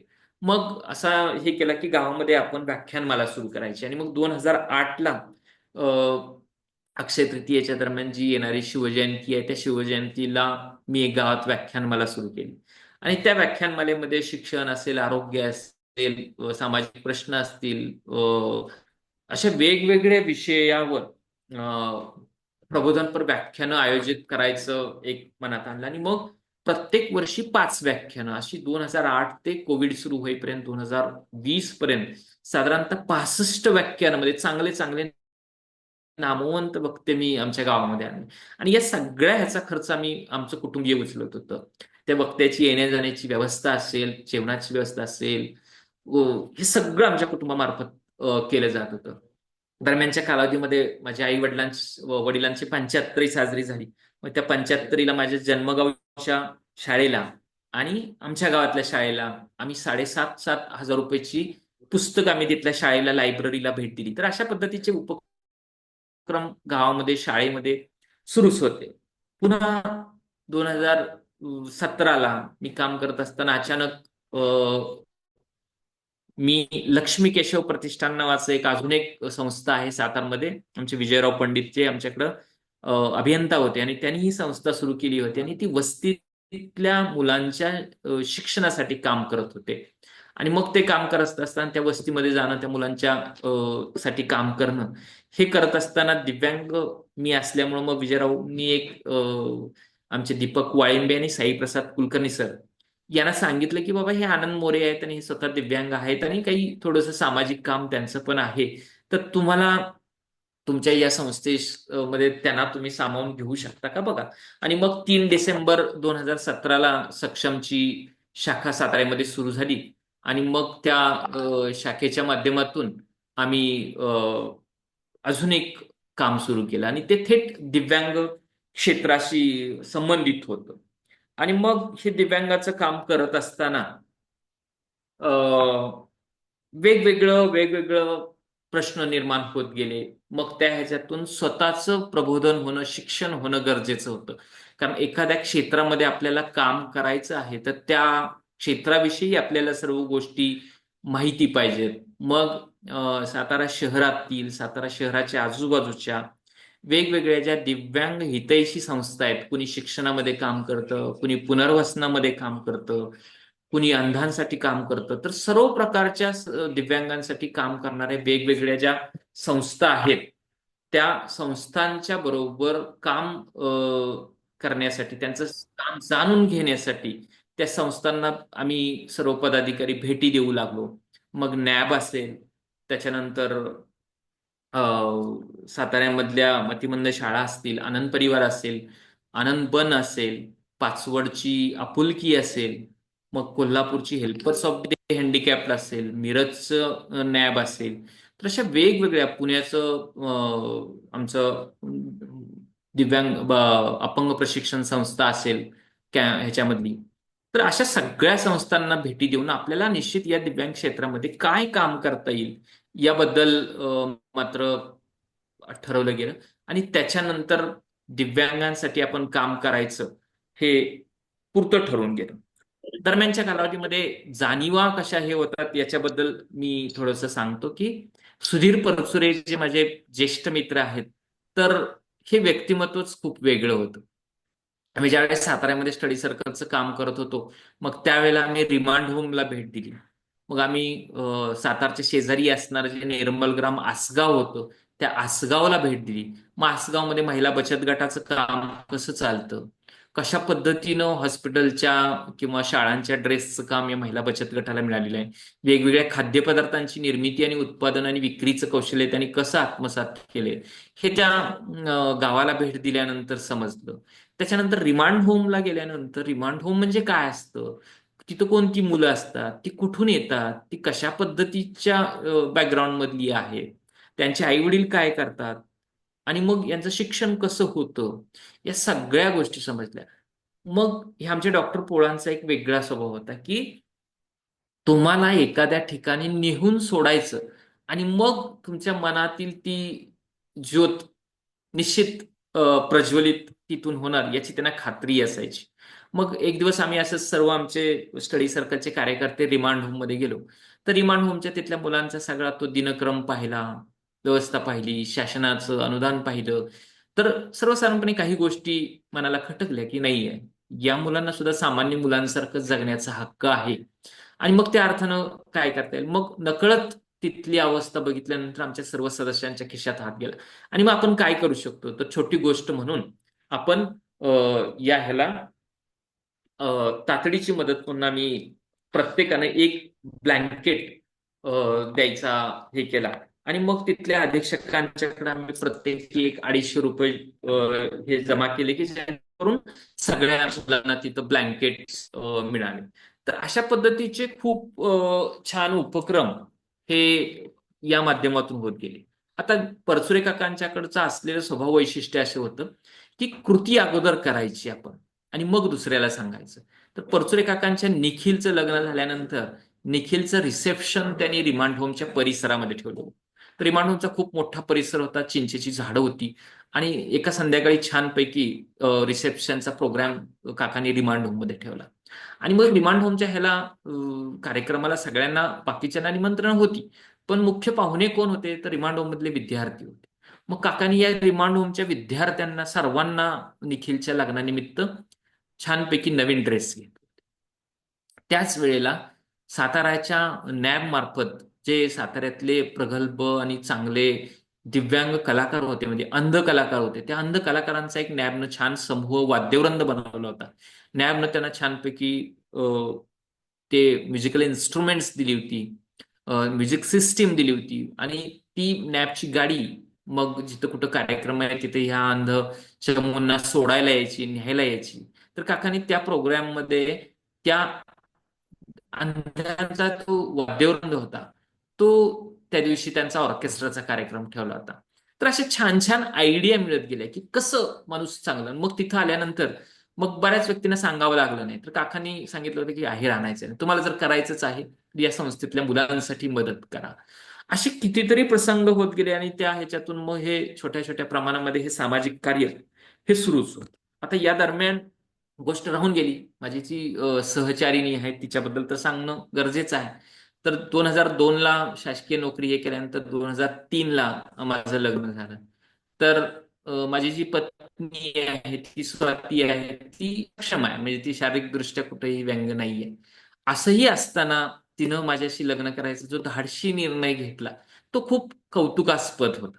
आणि तिनं आजपर्यंतच्या आयुष्यामध्ये खूप छान पद्धतीनं मला साथ दिलेली आहे. मला 2 मुलं आहेत. माझा मोठा मुलगा आहे, तो बारामतीला BSc ॲग्री बिझनेस मॅनेजमेंटचा कोर्स करतोय, आणि छोटा मुलगा सध्या 9वीला आहे. तर हे आमचं कौटुंबिक हे सुद्धा छान चाललंय. माझे सर्व कुटुंबीय माझ्या सर्व या सामाजिक कार्यक्रमामध्ये सहभागी असतात. आता या दरम्यान जाणीवा आणि नेणीवांच्या बरोबरच काही ठिकाणी चेतना आवश्यक असते. चेतना म्हणजे काय? संवेदना. परंतु काही ठिकाणी सगळं जरी घडत असलं तरी बऱ्याच ठिकाणी समाजामध्ये काही ठिकाणी जागृती करण्याची गरज असते. आणि माझ्या गावच्या व्याख्यानमालेचा जो सुरुवात होती ती याच ह्याच्यातून होती की काही ठिकाणी लोकांना जागृत करणं गरजेचं आहे. मग शैक्षणिक असतील, आरोग्य दृष्टीने असेल, सामाजिक असतील, या त्यांच्या जाणीवा रुंदावल्या पाहिजेत. त्यांना चांगलं ऐकायला मिळालं पाहिजे. आणि या दृष्टीनं माझ्या गावाकडे असेल, माझ्या वर्कप्लेसला असेल, मी कथाकथनाचे असतील, ताणतणाव रहित कसं जीवन जगावं याच्यासाठीचे प्रोग्राम असतील, आरोग्याची शिबिरं असतील, रक्तदान शिबिरं असतील. अलोऱ्यामध्ये असताना मी माझ्या अधीनस्थ असलेल्या 111 माझ्या कर्मचाऱ्यांचं स्वखर्चानं मेडिकल टेस्ट चेकअप करून घेतलं होतं. वालावरकर हॉस्पिटल जे आहे सावर्ड्याचं, त्या माध्यमातून आम्ही 111 कर्मचाऱ्यांची संपूर्ण वैद्यकीय तपासणी करून दिली होती. तर असं हे काम सुरूच आहे. हे करत असताना आमचे जे ट्रेनिंग सेंटर्स आहेत, पुणे, दापोडी, औरंगाबाद, नाशिक, इथं रिसोर्स पर्सन म्हणून व्याख्यान देण्याचं काम माझं सुरूच असतं. त्यानंतर सध्या मी सक्षम नावाच्या संस्थेशी जो जोडला गेलोय, ती सक्षम नावाची संस्था म्हणजे समदृष्टी क्षमता विकास एवं अनुसंधान मंडळ. तर ही जी संस्था आहे त्या संस्थेबद्दल सांगणं गरजेचं आहे. ही संस्था 2008ला स्थापन झालेली आहे आणि भारतामधल्या जवळजवळ 400 पेक्षा जास्त जिल्ह्यामध्ये या संस्थेची काम सुरू आहे. आणि साताऱ्याच्या आमच्या सक्षमचं काम 2017 पासून जवळजवळ 7 वर्ष सातत्यानं आम्ही या सक्षम मार्फत दिव्यांग हिताचं काम करतोय.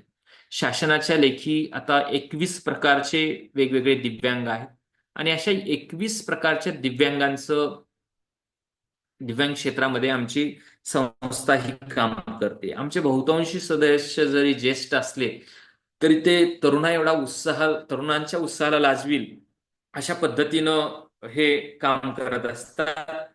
तर या कामाबद्दल मला थोडंसं आपल्याला सांगायला आवडेल की हे काम मी म्हणून सांगत नाही, हे काम आम्ही म्हणून सांगतोय. कारण कुठलंही काम मी होत नसतं. जसं मी सांगितलं, आज जो कुणी आहे इथं, तो सर्व मित्रांच्या, नातेवाईकांच्या, माझ्या शिक्षकांच्या या सर्व आजपर्यंत केलेल्या सहकार्यामुळेच आहे. आणि या प्रत्येक ठिकाणच्या सहकार्याला कुठंतरी उतराई व्हायचं असेल तर काहीतरी आपण इतरांना दिलं पाहिजे, या भावनेतूनच काम सुरू आहे. मग सक्षमचं काम करत असताना मी मगाशी सांगितलं की दिव्यांग म्हटलं की काहीतरी कोणता तरी अवयव कमी, कुणाचा डोळा खराब आहे, कुणाचा पाय खराब आहे, कुणाचा हात खराब आहे, त्यापेक्षा जास्त ऑर्गन्स खराब आहेत, कुणी बहुविकलांग आहे, कुणाची बुद्धी बाधित आहे, तो मतिमंद गतिमंद आहे, कुणाला ऐकू येत नाहीये, कुणाला बोलता येत नाहीये, कुणाला कुबड आलेला आहे. तर अशा कित्येक प्रकारचे व्यंग असलेले दिव्यांग आमच्याकडे आहेत. आता शासनाच्या लेखी याच्यापूर्वी अपंग म्हटलं जायचं, परंतु आता त्याला अपंगाची सुद्धा अशा खडतर परिस्थितीमध्ये चांगली काम करणारी लोक आहेत. आणि त्यामुळं त्यांच्यातल्या शक्तीला हे करून कुठंतरी दिव्यांग हे नाव शासनानं आता दिलेलं आहे. आणि या दिव्यांग समजून आपल्यामध्ये असलेल्या क्षमतांचा वापर करून हे दिव्यांग त्यांना अवगत असलेल्या कोणत्या ना कोणत्या क्षेत्रामध्ये खूप छान कामगिरी करत आहेत. ती कामगिरी करत असताना त्यांच्या पाठीवर कौतुकाची थाप कुणीतरी दिली पाहिजे. त्यांना योग्य ठिकाणी त्यांना शैक्षणिक मार्गदर्शन झालं पाहिजे. आरोग्याच्या प्रश्न ठिकाणी वैद्यकीय मदत झाली पाहिजे. बऱ्याच ठिकाणी दिव्यांगत्व आणि गरिबी हे जोडून येतं. घरी साक्षरता नसणं आणि त्यामुळे बऱ्याचशा समस्यांना आपल्याला सामोरं जावं लागतं.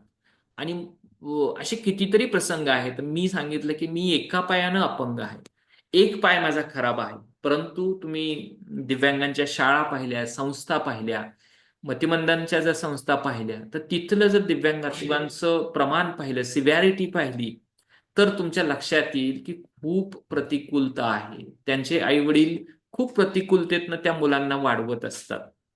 मी तर असं म्हणेन की ज्या आईवडिलांच्या पोटी मी जन्माला आलो ते आईवडील हे माझ्यासाठी देवच आहेत. कारण खूप छान पद्धतीनं माझी त्यांनी जडणघडण केल्यामुळं आज मी असा घडू शकलो. मला एक सांगायचंय की दिव्यांग पालक जे आहेत त्या पालकांनी प्रथम अशा पद्धतीच्या दिव्यांगांना मनोमन स्वीकारणं गरजेचं आहे.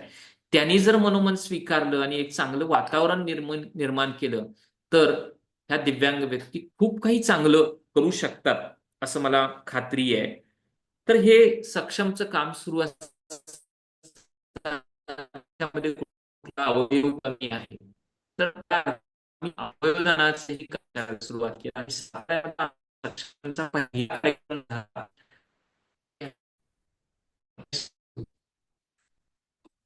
तर या पद्धतीनं काम सुरू असताना आम्ही अवयवदानावर पहिला आमचा कार्यक्रम साताऱ्यामध्ये घेतला.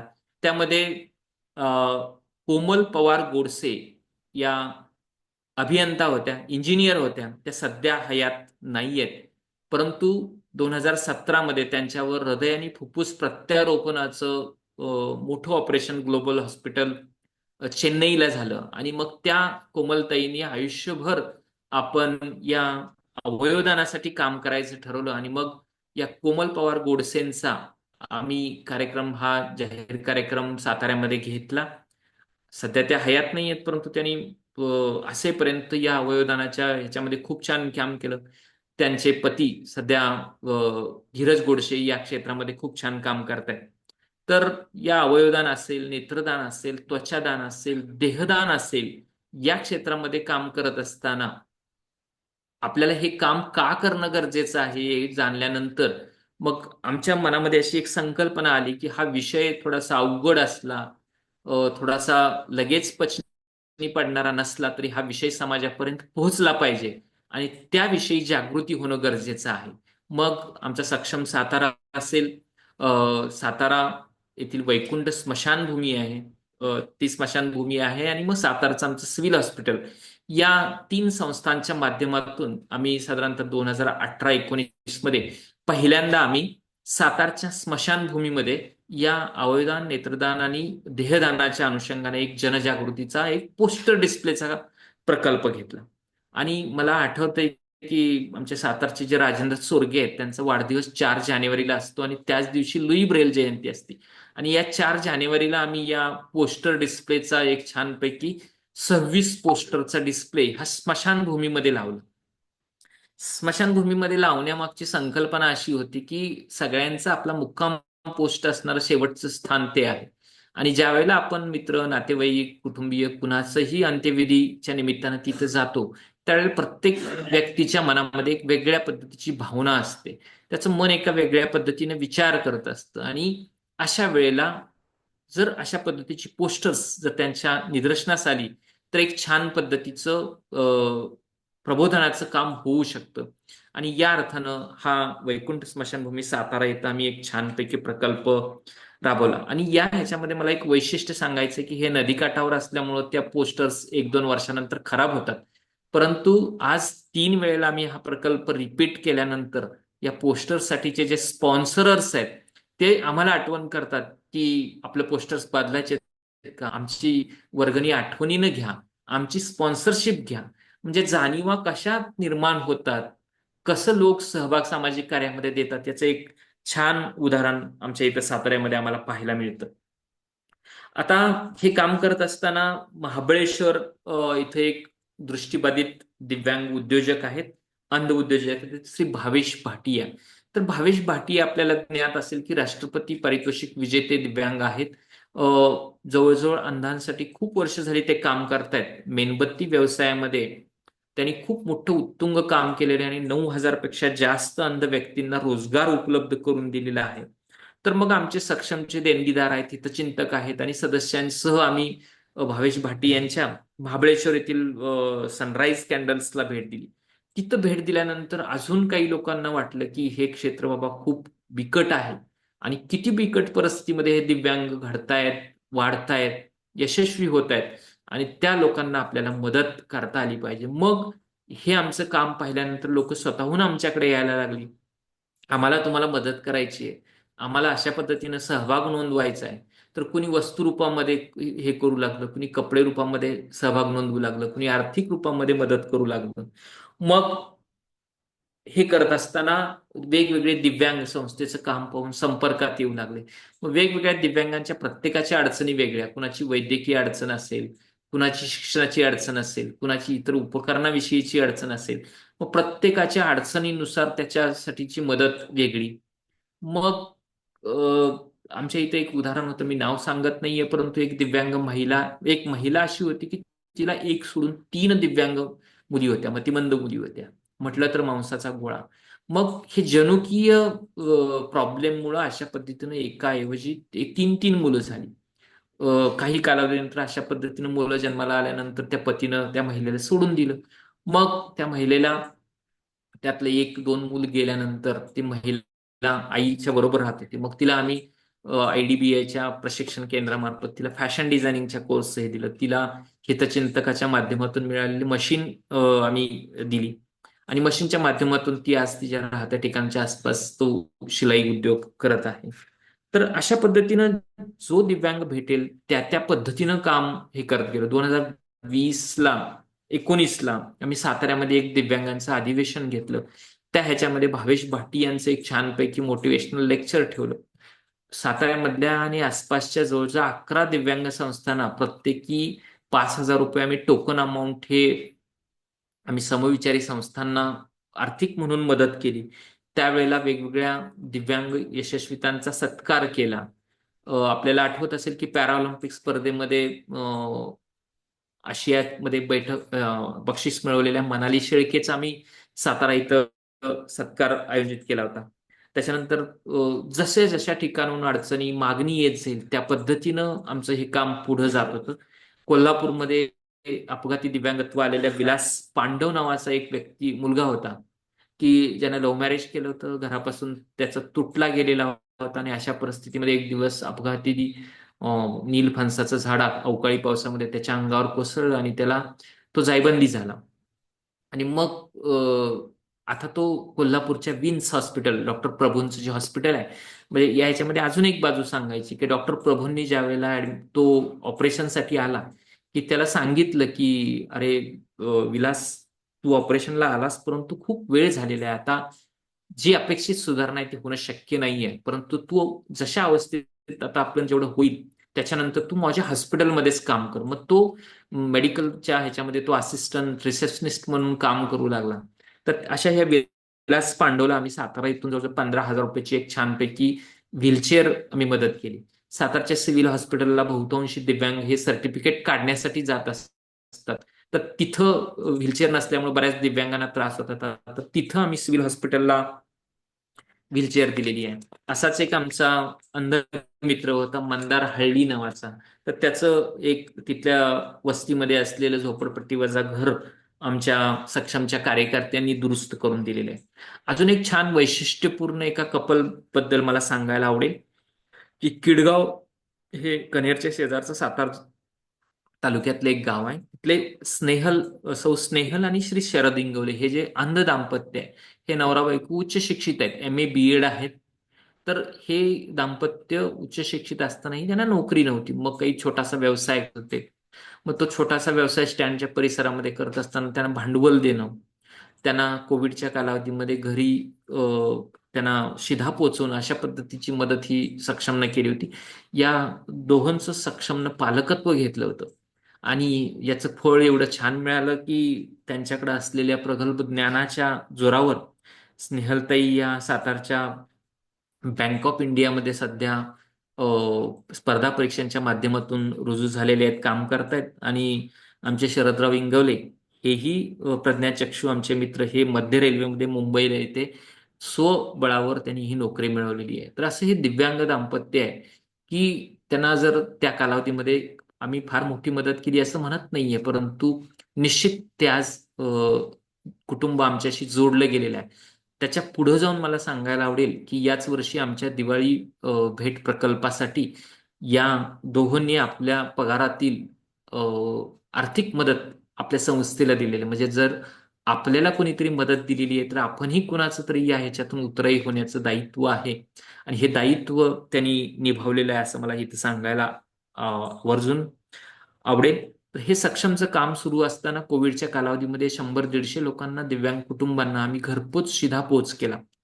आणि त्या दरम्यान मग 2020 साली आमच्या एक डोक्यात संकल्पना आली की दीपावलीच्या माध्यमातून आपण ही दिवाळी फराळ भेट योजना आहे, या माध्यमातून आपण जर अशा पद्धतीनं दिव्यांग व्यक्तीला, त्याच्या कुटुंबाला घरी जाऊन जर अशी दिवाळीची भेट दिली तर ते जरा छान वाटेल. मग आम्ही दिवाळीचे वेगवेगळे 4 पदार्थ असलेली 1 किलोची किट, नवीन वस्त्र, नवीन कपडे आणि मग सुगंधी साबण, सुगंधी तेल आणि उटणं, पंती अशा पद्धतीची किट द्यायला सुरुवात केली.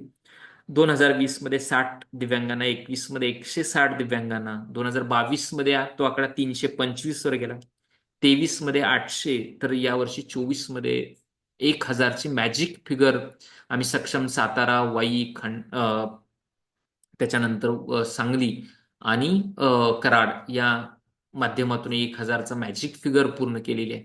तर हे करत असताना याच्या मागचा हेतू हाच आहे की दिव्यांगांच्या घरी जावं, त्यांच्याही दिवाळीचा आनंद द्विगुणित करावा, त्यांच्या अडचणी जाणून घ्यावा. कुणाला सर्टिफिकेटची अडचण असेल, कुणाला अजून कुठली वैद्यकीय मदत पाहिजे असेल तर ही जाणून घेण्याच्या माध्यमातून या एक संपर्क निर्माण होण्याच्या दृष्टीनं आम्ही हा दिवाळी भेट प्रकल्प सुरू केला. आता याच 2 वर्षांमध्ये मी इकडे इस्लामपूरला बदलून आल्यानंतर इस्लामपूरचे 2 दिव्यांग माझ्या संपर्कात आले. एक विश्वास लके नावाचा एक दिव्यांग आहे की जो व्हीलचेअरवर, म्हणजे सायकलवर, तो हाताने चालणाऱ्या सायकलवर तो इस्लामपूरवर फिरत असतो. आणि एक नंदकुमार माळी नावाची, ही 2 मुलं अशी आहेत, 30-35 बहुविकलांग आहेत, त्यांना कुणीतरी सायकलवर उचलून बसवावं लागतं. अशी जरी परिस्थिती असली तरी इस्लामपूर बरोबर फिरून दिवसभर 3-4 तास फिरून ते अगरबत्ती विकण्याचं काम करतात. तर गेल्या 2 वर्षापासून आम्ही सक्षम आणि वैयक्तिक पातळीवर त्यांना 200 कॅलेंडर्स हे विक्रीसाठी देतोय आणि ती कॅलेंडर्स ही लोक चांगल्या पद्धतीनं खरेदी करून त्यांना सहकार्य करत आहेत. मला कितीतरी दिव्यांग, कुणी भीक मागतं, कुणी अजून काय करतं, कुणी काहीही करत नाही. त्याच्यापेक्षा अशा पद्धतीनं कितीतरी खडतर आणि प्रतिकूल परिस्थितीमध्ये सुद्धा स्वकष्टावर जगणारी अशी रोल मॉडेल्स आमच्या संपर्कात आहेत आणि छोट्या माध्यमातून आम्ही त्यांच्यापर्यंत पोहोचतोय. तर त्या व्यतिरिक्त दिव्यांग पालकत्व योजना आहे. काही दिव्यांग कुटुंब अशी आहेत की खरोखर आर्थिक परिस्थिती हलाखीची आहे. मग या कुटुंबाला शासनाची मिळणारी जी पेन्शनची मदत असेल उणीपुरी ठरते. मग त्या कुटुंबाला थोडीफार आर्थिक मदत देण्याच्या दृष्टीनं त्यांचा काही मासिक खर्च उचलण्याचं काम हे काही सक्षम कार्यकर्ते, हितचिंतक करत असतात आणि त्यासाठीची एक मासिक देणगी ते आमच्याकडे देतात. अशा अर्थानं पालकत्व स्वीकारणारे सक्षमचे हितचिंतक आमच्याकडे भरपूर आहेत.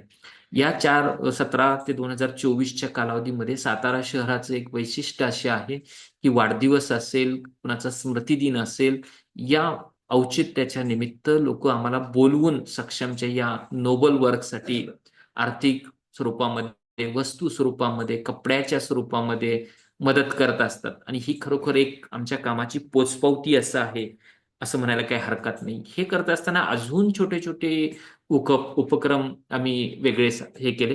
त्यामध्ये काही उपक्रमांचा जर उल्लेख करायचा झाला तर दिव्यांग व्यक्तींशी विवाह केलेल्या सुदृढ व्यक्ती आहेत, तर अशा सुदृढ पुरुष स्त्रियांचा सत्कार एक वर्ष आम्ही घडवून आणलेला आहे.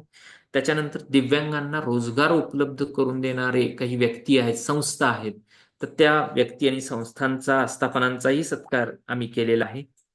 त्याच्यानंतर दिव्यांग व्यक्तींना शिक्षण देणारे जे विशेष शिक्षक आहेत की जे शासनाच्या पंचायत समिती आणि जिल्हा परिषदेमार्फत काम करतात, तर अशा या दिव्यांग विशेष शिक्षकांचाही सत्कार करण्याचं काम हे या सक्षम मार्फत आम्ही करीत आहोत.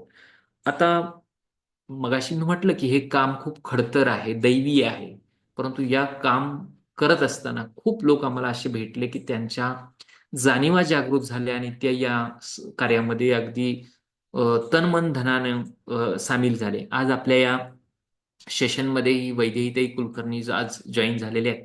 तर वैदेहीताई आकाशवाणीवर निवेदिका म्हणून काम करत आहेत. पण हे करत असताना आमच्याकडं अर्जुन नलावडे आणि युगंधरा तोडकर हे दोन एक अंध प्रकारातील दिव्यांग आहेत. ह्या दोन छोट्या मुलांना गीता पठणाचं प्रशिक्षण देण्याचं काम वैदेहीताई करतात. तर अशा कितीतरी पद्धतीचे वेगवेगळे लोक आम्हाला जोडले गेलेले आहेत. ते यथाशक्ती आमच्या या कार्यक्रमामध्ये सहभागी होत आहेत, मदत करतायत. तर हे का, तर कुठंतरी त्यांच्या जाणीवा जागृत झाल्या, कुठंतरी त्यांच्यामध्ये ते होतच, ते प्लॅटफॉर्मवर आणलं गेलं आणि मग या कार्यामध्ये ते सहभागी होत गेले. तर अशी कितीतरी उदाहरणं इथं सांगण्यासारखी आहेत. नुकतंच आम्ही इस्लामपूर इथं डॉक्टर व्ही.एस. नेर्लेकर मूकबधीर विद्यालय आहे, तर त्या विद्यालयामध्ये एक मूकबधीर विद्यालयांना प्रशिक्षण देण्याची जी अभिनव पद्धत आहे, स्मार्ट एज्युकेशन टेक्नॉलॉजी आहे. तर Pune institute of computer technology Pune या महाविद्यालयातील शिक्षकांनी संकल्पना केलेली, डिझाईन केलेली आणि रोटरी क्लब ऑफ जयसिंगपूर आणि आमच्या सक्षमच्या माध्यमातून एक नवीन शिक्षण प्रणाली या मूकबधीर विद्यार्थ्यांसाठी आम्ही इन्स्टॉल केलेली आहे. नुकतंच तिचा शुभारंभ आता काही दिवसातच होणार आहे. तर अशा पद्धतीचे उपक्रम या आमच्या संस्थेमार्फत सुरू आहे. आता या दरम्यानच्या सगळ्या प्रवासामध्ये आई वडिलांचा तर निश्चितच प्रभाव आहे. मगाशी सांगितल्याप्रमाणे इंद्रजित देशमुख असतील, डॉक्टर अविनाश पोळ असतील, सुधीर परचुरे असतील, नशिमा हुरजुक असतील, या वेगवेगळ्या क्षेत्रातील व्यक्तींचा माझ्या ह्याच्यावर प्रभाव तर आहेच. परंतु या सगळ्या प्रवासामध्ये जे लोक बरोबर जोडले गेले, त्या लोकांच्यामुळं हे कार्य करणं सुसह्य होत गेलं. तर उद्याच जागतिक दिव्यांग दिन आहे आणि त्याच्या या पूर्वसंध्येला आज मला आपणाशी संवाद साधण्याची संधी मिळते. तर या निमित्तानं मी एक सांगू इच्छितो की समाजामधल्या ज्या ज्या घरी दिव्यांग मुलं जन्माला आलेली आहेत, त्याच्या पालकांनी त्याला मनापासून जर स्वीकारलं, एक चांगलं वातावरण दिलं, त्याच्या शिक्षणावर त्याच्याकडे असलेल्या क्षमता लक्ष केंद्रित केलं, तर अशा पद्धतीचे दिव्यांग हे सुद्धा चांगल्या पद्धतीनं आयुष्यामध्ये यशस्वी होऊ शकतात, एक उत्तुंग भरारी घेऊ शकतात. आणि अशा पद्धतीचं त्यांच्याकडच्या व्यंगावर मात करून देणारी कितीतरी उदाहरणं आपल्याकडे आहेत. त्या लोकांना आपल्याला हिरो म्हणून पुढं आणलं तर इतरांनाही त्यांच्यापासून प्रेरणा मिळेल. तर अशा पद्धतीचं शिक्षण, पुनर्वसन, लिगसी, रिहॅबिलिटेशन या सगळ्या क्षेत्रामध्ये आम्ही सध्या काम करतोय. या सगळ्या प्रवासामध्ये आमचे नुकतेच ज्यांचं निधन झालेले आहे ते आमचे देवधर सर जे संस्थेचे अध्यक्ष होते. त्याच्यानंतर आमचे साई प्रसाद कुलकर्णी हे कोषाध्यक्ष आहेत. आमचे दीपकजी वाळिंबे आहेत आणि घाडगे सर आहेत. आमचे शहाबुद्दीन सरांच्या विषयी सांगणं मला आवडेल की ही शहाबुद्दीन शेख नावाची व्यक्ती आहे की हे विशेष शिक्षक स्वतः आहेत, ते पूर्ण दिव्यांग आहेत. तर सातारा आणि सातारा परिसरातील बहुतांशी दिव्यांगांची नावं, त्यांचे फोन नंबर्स, त्यांची घरं कुठं आहेत हे ह्या व्यक्तीला तोंडपाठ आहे. त्या मुलांच्या आईला ब्रेल ची लिपी कशी शिकायची, पाटीवर कसं लिहायचं, वाचायचं कसं, हे घरी जाऊन शिक्षण देण्याचं काम हे आमचे शहाबुद्दीन सर करत असतात. आणि या माध्यमातून कितीतरी दिव्यांग हे अंध विद्यार्थी हे चांगल्या पद्धतीने शिक्षण घेत आहेत. अजून एक दोन उदाहरणं सांगायची राहिली की पंढरपूर जवळच्या एका गावातला एक अतुल देशमुख नावाचा मुलगा आहे. त्या अतुल देशमुख हा MA झालेला आहे आणि तो नेट परीक्षा क्लिअर आहे, सेट परीक्षा क्लिअर आहे. तो सध्या PhD करतोय. तर या अंध व्यक्तींना शिक्षण घेत असताना बऱ्याच अडचणी येत असतात. मग त्याला त्याच्या PhDचा प्रवास सुखकर व्हावा यासाठी आम्ही एक साताऱ्यातल्या हितचिंतकांच्या माध्यमातून त्याला एक नवीन लॅपटॉप, त्याला इयरफोन, हेडफोन आणि अनुषंगिक असणारी सर्व सॉफ्टवेअर इन्स्टॉल केलेला एक लॅपटॉप त्याला त्याच्या शिक्षणासाठी मदत म्हणून दिलेला आहे. मनोज हिंगमेरे नावाचा एक आमचा लोणंद येथील दिव्यांग मित्र आहे. तो अभियांत्रिकीचं शिक्षण घेत होता, परंतु अचानक आलेल्या दिव्यांगत्वामुळे त्याला शिक्षण घेता आलं नाही, परंतु तो BCom झालाय आणि सध्या तो एका आस्थापनेबरोबर छानपैकी काम करतोय. प्रवीण कदम नावाचे आमचे वाईचे अंध दिव्यांग आहेत, त्यांनाही आम्ही डेस्कटॉप कॉम्प्युटर दिलेला आहे. ते छानपैकी चांगलं लिहितात, कविता करतात आणि त्या माध्यमातून संगणकावर काम करतात. जयेश मुंडे नावाचा एक अपघाती दिव्यांगत्व आलेला मुलगा आहे की ज्याचं आयुष्य हे 4 घराच्या भिंतीच्या आत आहे. आड्याकडे बघून तो दिवसभर असतो. तर त्याला एक डिझायनिंगचं स्किल त्याच्याकडे असल्यामुळं त्याला आम्ही लॅपटॉपच्या माध्यमातून मदत केली आणि सध्या फक्त फोन संपर्काच्या माध्यमातून तो छानपैकी डिझायनिंगचं काम करतोय. कुणाची ऍडव्हर्टाईज असेल, कुणाचा वाढदिवस असेल, कुणाच्या शुभेच्छाचा बॅनर असेल, अशा पद्धतीचं घरबसल्या काम करून तो आर्थिकदृष्ट्या स्वयंपूर्ण होण्याचा प्रयत्न करतोय. आमचे हे जे सक्षमचे कार्यकर्ते आहेत ते खूप मनापासून काम करतात. आमचे साईजी उत्कृष्ट संघटक आहेत. आमचे प्रशांतजी तरडे आहेत. ते स्वतःच एक दिव्यांग मुलाचे पालक आहेत. तर मला निश्चित सांगायला आवडेल की ह्या वेगवेगळ्या संस्थांना मदत भेटल्यानंतर की एखाद्या घरी दिव्यांग मूल असेल आणि ते जर सिव्हिअर असेल तर त्याच्या आई वडिलांचं काय दुःख असतं हे निश्चित कळेल. आणि अशा पद्धतीनं जर भेटी दिल्या, दिव्यांगांना पालकांच्या घरी भेट दिल्या तर आपल्या जाणीवा निश्चितच रुंदावतील आणि या अवघड क्षेत्रामध्ये सुद्धा लोक हिरिरीनं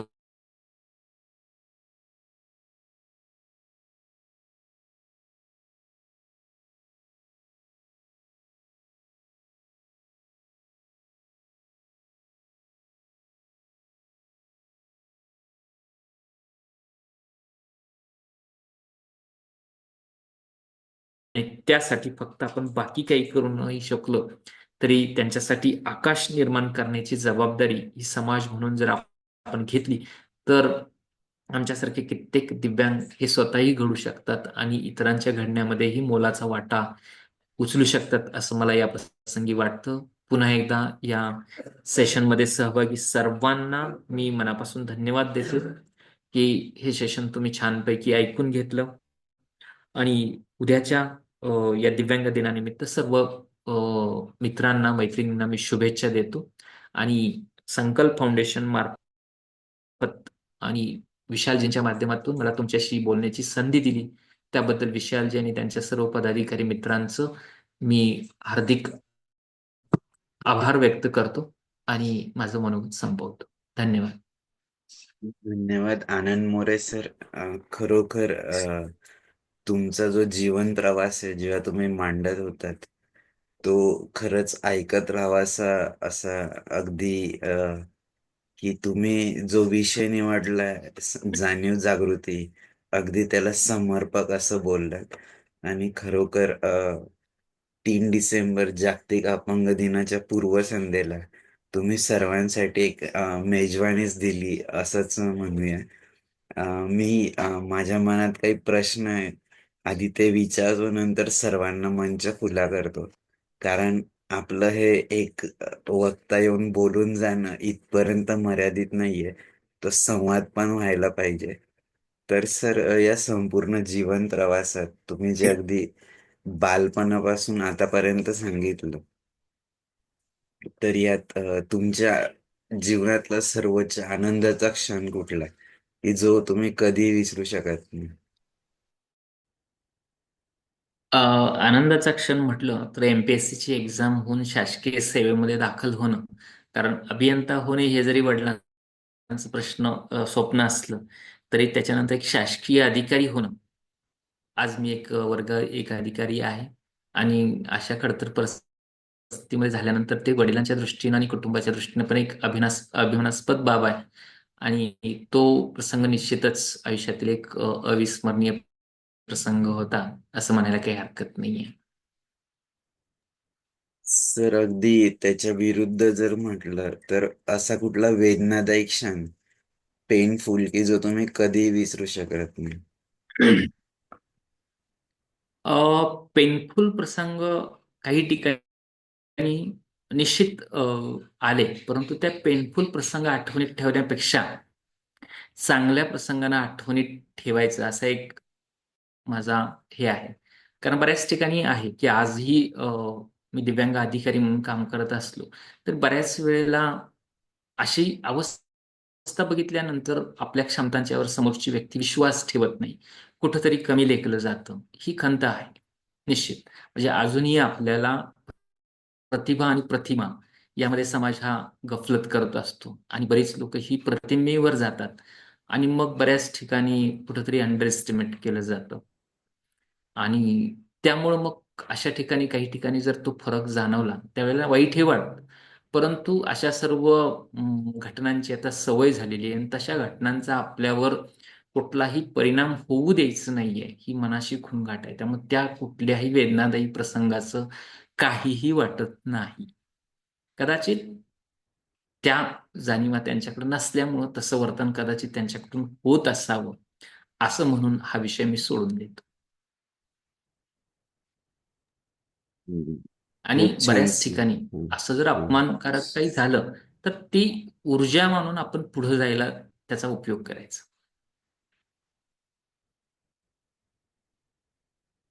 सर हे सगळं जसं तुमचं जीवन प्रवास सांगितलं आणि तुम्ही म्हटले की मला प्रत्येक वेळेस ही जाणीव आजूबाजूच्या घटकाने दिली, तर नक्की याची सुरुवात म्हणजे जसं असतं ना की एखादा दिवा पेटायला एका ठिणगीची गरज असते, तसं हा तुमच्यामध्ये जो जाणीवेचा दिवा पेटला, तर त्याला अशी कुठली घटना किंवा तुम्ही तिथनं ते सुरुवात केली असं काही घडलंय का? की प्रत्येक वेळेस तुम्ही म्हटलात की जे वातावरण, जसं तुम्ही एक उदाहरण सांगितलं की तुमच्या काकांनी तुम्हाला चांदोबाचं ते पुस्तक दिलं, त्यातनं वाचनाची आवड झाली. तर असे सगळे स्पार्क तुमच्या जीवनात हे सगळं जाणीव देण्यासाठी जे घडत गेले, तर त्याची सुरुवात नेमकी कुठे झाली आणि तो तुम्ही कसं आहे की एकदा दिवा पेटल्यानंतर तो तेवत पण ठेवायचा असतो. तर हे सगळं कसं मॅनेज केलं? त्याबद्दल पण एक 2 मिनिटं बोला. विषय असा आहे की मी मगाशीच सांगितलं की हे हे सर्व होत असताना घडण्याच्या प्रत्येक टप्प्यावर शिक्षणाच्या याच्यामध्ये मित्रांचा रोल खूप मोठा आहे आणि त्याच्याबरोबर घरातल्यांचा, कुटुंबियांचा तर निश्चितच आहेच आहे. आणि या प्रत्येक प्रसंगाला जर कोणी आपल्याला मदत करत असेल, कुणामुळं तरी आपण जर आजचा दिवस पाहू शकत असेल, तर मग भले त्याच व्यक्तीला नसेल, परंतु अशा पद्धतीच्या इतर व्यक्तींना मदत करून जे आपल्याला अनुभवता आलेलं आहे, तशा पद्धतीचं इतरांनाही अनुभवता यावं, त्यांनाही चांगल्या पद्धतीचा आनंद मिळावा, या दृष्टीतून मग सामाजिक काम करण्याची प्रेरणा मिळाली. जर आपल्याला कोणीतरी अशी मदत केलेली आहे, तर आपणही ती मदत विसरता कामा नये. भले त्या व्यक्तीला परत नाही मदत झाली, तरी परंतु तशा पद्धतीच्या अडचणीत असणाऱ्या इतर व्यक्तींना आपण मदत करणं आपलं हे कर्तव्य आहे आणि त्या दृष्टीनं मग ही सर्व छोटी-छोटी कामं होत गेली, घडत गेली. खूप छान सर. निश्चितच आज तुमच्याकडून आम्हाला नवीन गोष्टी यातनं ऐकायला मिळाल्या, शिकायला मिळाल्या आणि हे फक्त आमच्यासाठी नाही तर सर्वांसाठी खूप छान मेजवानी होती आजची. मी आमच्यासोबत डॉक्टर सुनीता पवार मॅडम आहे, आधी त्यांना विनंती करतो की त्यांनी बोलावं. मग आपण एकेकाला हे सगळं त्यांचं विचार मांडायला मंच खुला करूया. Doctor Sunita madam. हॅलो, नमस्कार सर. नमस्ते अ, नमस्ते. बोला मॅडम. अ, सर मी पहिल्यांदा तुमचं ऐकलं की आज मुलाखत आहे आणि तुम्ही इस्लामपूरचे आहात. मग हो मला ना माझी मावशी इस्लामपूरला असते, त्यामुळे मला इस्लामपूर फार जवळचं असं एकदम वाटलं. आणि म्हणजे कधी कधी मी ऐकते सगळ्यांच्या मुलाखती, कधी कधी नाही ऐकत, म्हणजे रेंजचा प्रॉब्लेम असेल तर वगैरे असं. पण आज खास करून तुमची मुलाखत मी ऐकली. एक ह्यासाठी होतं की तुम्ही इस्लामपूरचे आहात. दुसरं असं, आणि बोलताना तुम्ही आता जसं सांगत गेलात की तुम्ही साताऱ्यामध्ये साताऱ्याच्या सक्षमसाठी काम करताय. तर मी ही सातारा जिल्ह्यातले वडूज गावची आहे, त्यामुळे तुम्ही आणखीन मला जवळचे वाटायला लागलात. आणि बोलता बोलता तुम्ही हेल्पर्स ऑफ द हँडिकॅपचा पण उल्लेख केला, नसीमा दीदींचा. तर मी डिसेंबर 2006 ते ऑक्टोबर 2019 पर्यंत हेल्पर्स ऑफ द हँडिकॅप संस्थेत मेडिकल ऑफिसर कम केअरटेकर म्हणून काम केले. त्यामुळे आणखीन तुम्ही म्हणजे अ, अगदी न भेटता पण फार ओळखीचे आहात किंवा जवळचे आहात असं वाटायला लागलं. आपण अरे वा. नक्की. आणि तुम्ही खूप छान म्हणजे स्वतःविषयी खूप छान सांगितलं. तुमचं सामाजिक कार्य पण फारच म्हणजे खूपच मोठं आहे. आणि म्हणजे त्याच्यामध्ये तुम्ही जे श्रीनिवास पाटलांचं सांगितलं, तर ते सुद्धा संस्थेशी खूप रिलेटेड असल्यामुळं, जवळचे असल्यामुळं त्यांच्याविषयी पण माझ्या मनात खूप आदर आहे. आणि म्हणजे तुम्ही आता जे काही काम करताय, तर त्याच्यासाठी तुम्हाला खूप खूप शुभेच्छा. असंच पुढं काम करत राहा आणि हो, नक्की भेट धन्यवाद धन्यवाद. येईल. ऑल तुम्ही द बेस्ट. वडूच्या आहात. आता आमचे अविनाश कुलकर्णी म्हणून जे हेल्पर्स मधले आहेत त्या मित्राबद्दल हो. थोडंसं सांगायचं झालं की ते सुद्धा अपघाती दिव्यांगत्व आलेला एक अभियंता, इलेक्ट्रॉनिक्स हो. इंजिनियर आहे. आणि आज भारतभर फिरून ते फोटोग्राफी करतात, त्यांचं प्रदर्शन घडतं. हे अविनाशजींच्या बरोबर सांगायला पाहिजे. एक छान अभिनव ते व्यक्ती. सांगायचं झालं, हा, डॉक्टर तेच. मांडवे ते प्रयास नावाची जी संस्था आहे, तर ह्या प्रयासच्या सर्व टीम बरोबर वडूच्या तुमच्या येरळा नदीची जी स्वच्छता आहे ती 2017 मध्ये आम्ही केली होती. तिथं बऱ्याच वेळा वृक्षारोपण असेल, त्या वृक्षांचे वा. वाढदिवस साजरे करणे असेल, त्या प्रयास ग्रुपचे सर्व मेंबर माझे बरोबर, चांगले बरोबर. परिचित आहेत. तर ते त्या निमित्तानं वडूजला साताऱ्याच्या सर्व्हिसमध्ये बऱ्याच वेळेला येणं झालेलं आहे आणि तिथला खूप मोठा मित्रपरिवार आजही प्रयासच्या माध्यमातून संपर्कात आहे. भेटूया निश्चित आपण. Thank you. Okay sir, all the best. Thank you. Anand More sir, Avinash Kulkarni sir पण आमच्या ह्या संवाद सारथीचे सक्रिय सदस्य आहे. ते आज नाहीये ऐकायला, पण ते असतात नेहमी. हो, असतात. त्यांचंही मला अविनाशजींचा फोन आला होता. Okay. Anuradha madam, please unmute. नमस्कार सर. खूप छान नमस्ते वाटलं. नमस्ते. कायम मी आनंद मोरे सरांचं मदत घेत असते आणि केव्हाही फोन करते. सर ड्युटीत असतात किंवा बिझी असतात. पण त्यांच्याकडे एक संघ कौशल्य आहे आणि त्यांचं जे हसतमुख जे चेहरा आहे ते सगळ्यांना खूप म्हणजे भावणारे आहेत. आणि त्याच्यामुळे त्यांनी सगळ्यांना आपलेसे करून घेतात. खरं तर त्यांचं मार्गदर्शन मला वेळोवेळी मिळत जाते. जेव्हा त्यांच्या अंडर आम्ही मीटिंगमध्ये असतो किंवा भेटतो, तेव्हा त्यांनी एक लीडर म्हणून असं न वागता सगळ्यांना आपलंसं करून खूप छान आम्हाला हेल्प करतात आणि मार्गदर्शन करतात.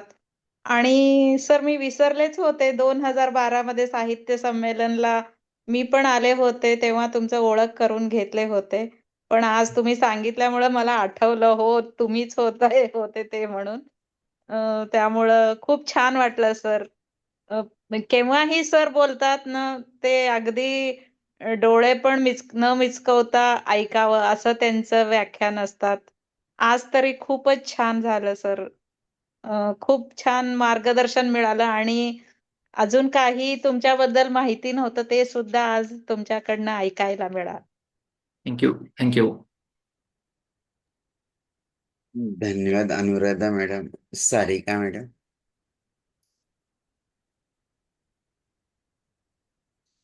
नमस्कार सर. नमस्ते नमस्ते. तर खूप छान आज अपंग दिनाच्या पूर्वसंध्येला तुम्हाला ऐकायला मिळालं आणि खूप छान असं म्हणजे आपल्या अपंगत्वाचा कुठलाही भाव न करता समाजासाठी इतकं मोठं काम करता येतं हे ऐकून आम्हाला खूप काही म्हणजे शिकण्यासारखं आहे. तुमच्या कार्यासाठी खूप खूप शुभेच्छा सर. धन्यवाद धन्यवाद. थँक्यू. मला अजून थोडं सांगायचंय. हा बोला ना sir, madam. Thank you sir. Sir, आपण असं पाय नाहीये असं मला पण म्हणायला आवडत नाहीये स्वतःसाठी. आणि सर स्वतःच्या पायावर उभे आहेत आणि सगळ्यांना स्वतःच्या पायावर उभे करायला एवढे मदत करतात. खरंच खूप छान आहे सरांचं काम. आणि आज आपल्या उद्या जे दिवस आहे त्याच्या संध्येला त्यांच्याकडनं हे सगळं ऐकायला मिळालं आणि याच्याबरोबर सगळ्यांना मी शुभेच्छा पण देते. Thank you sir. थँक्यू. धन्यवाद Anuradha madam. Shabuddin Shaikh sir, please unmute. Sarita madam, Aparna madam,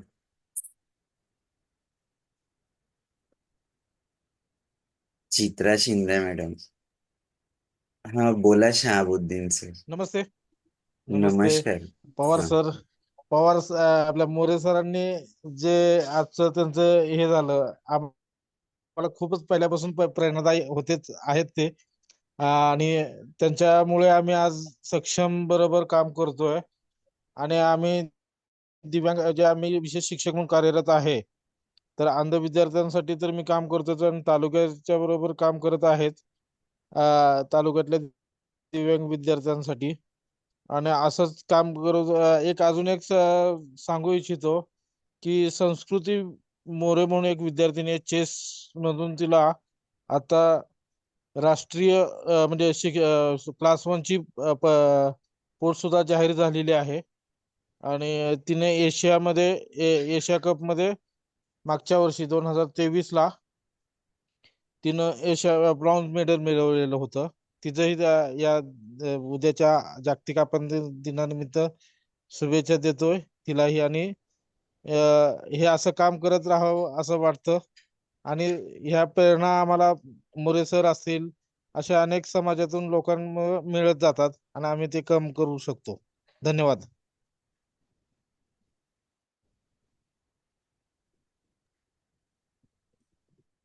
धन्यवाद शहाबुद्दीन सर. चित्रा मॅडम बोला, तुम्ही अनम्यूट केलं. नमस्कार, मी चित्रा शिंदे. आणि जसं अनुराधा मॅडमनी सांगितल्याप्रमाणे कधीही ते कॉल रिसीव्ह करतात, कुठलीही अडचण असो. आणि किती अगदी साधी असो, अगदी सिली क्वेश्चन असला तरी त्याचं ते इतकं सुंदर व्यवस्थित आन्सर देतात. म्हणजे मी थोडक्यात म्हणेन की ते एक उत्कृष्ट मार्गदर्शक आहेत. आणि त्यांच्यासोबत आम्ही काम करतो, हा एक आमचा अभिमान पण आहे. आणि जेव्हा वाई सक्षम आम्ही हे केलं, स्थापन केली, तेव्हा सरांचा त्यामध्ये मोठा वाटा होता. म्हणजे आम्हाला मार्गदर्शन करण्यामागं, माहिती देण्यामागं, सगळे आमचे प्रॉब्लेम्स किंवा प्रश्नांच्या शंका वगैरे ते सगळं सॉल्व्ह करण्याबाबत. आणि आनंद मोरे सरांबद्दल अजून एक मी सांगेन की त्यांचा एक कॉन्फिडन्स जो त्यांच्या बोलण्यात आहे, किंवा एक कॉन्फिडंट व्यक्ती आहे, त्यामुळं त्यांच्यावर कुणीही कधी डोळे झाकून विश्वास ठेवावा. आणि बस अजून त्यांच्या दिव्यांग क्षेत्रामध्ये त्यांचं खूप महत्वाचा वाटा आहे आणि राहील हे आम्हाला माहितीच आहे. आणि त्यांच्या पुढील कार्यास खूप खूप शुभेच्छा सर. धन्यवाद धन्यवाद थँक्यू. मॅडम. धन्यवाद Chitra madam, thank you. Vaidehi madam, Sarita madam, Aparna madam,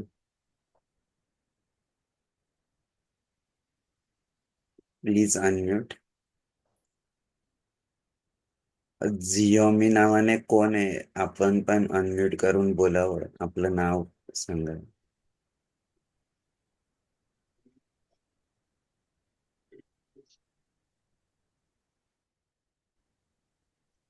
बोला अपर्णा मॅडम. हॅलो. हा बोला ना अपर्णा मॅडम. नमस्कार. हा मोरे सरांच्या बरोबर आता आम्ही गेली 5-6 वर्ष सक्षम सातारामध्ये काम करतो आहे आणि मोरे सरांचं मार्गदर्शन आम्हाला कायमच प्रेरणादायी वाटत राहतं आणि त्यामुळं आम्ही कायमस्वरूपी त्यांचं मार्गदर्शन आम्हाला लाभावं असं आम्हाला खूप वाटतं. तर असंच आम्हाला त्यांचं मार्गदर्शन कायम राहावं अशी इच्छा आणि उद्याच्या दिव्यांग जागतिक दिव्यांग दिनानिमित्त सगळ्यांनाच शुभेच्छा आणि अशाच सरांनी जशा डेव्हलप केलेले जाणीवा तशा सगळ्यांनाच निर्माण व्हाव्यात अशी सदिच्छा. धन्यवाद अपर्णा मॅडम. धन्यवाद. Sarita madam, Vaidehi madam, Xiaomi नावाने जे आहेत, प्लीज अनम्यूट.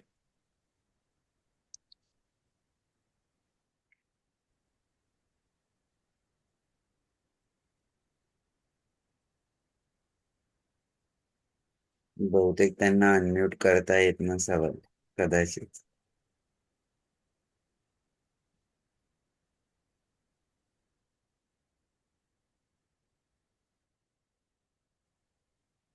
बघूया, पण 2 मिनिट वाट, नाही तर आपण पुढे जाऊया.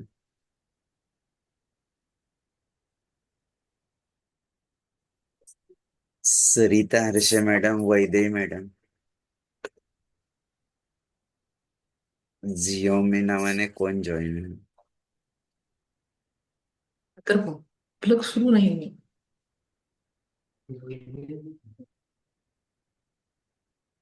लवकर लवकर बंद पडेल लवकर.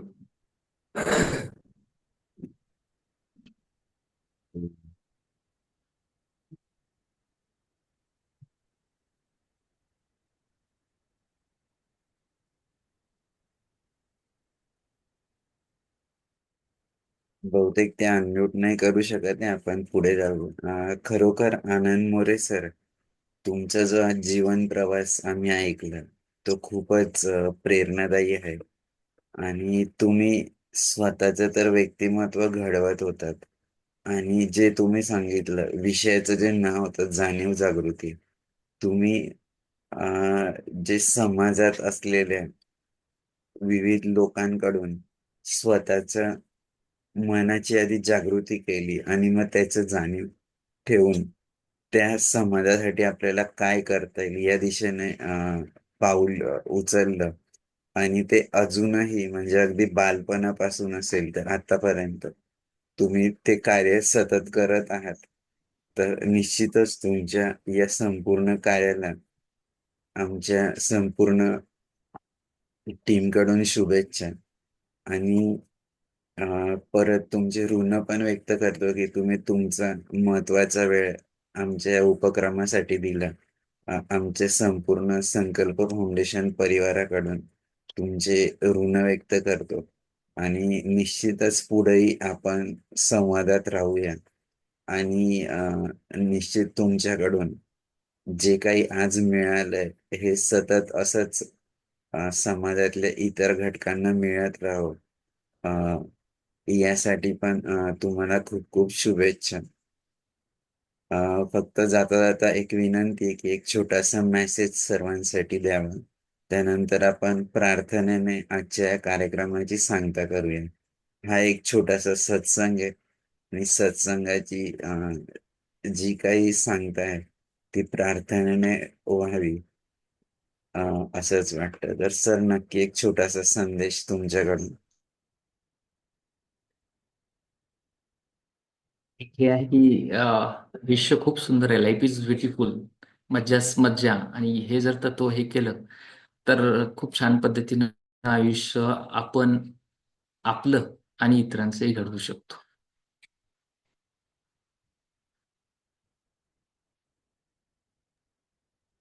खूप छान सर.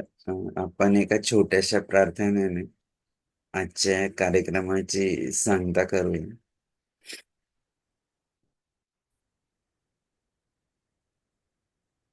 बुद्धं शरणं गच्छामि, धम्मं शरणं गच्छामि, संघं शरणं गच्छामि. खूप खूप धन्यवाद सर्वांचे.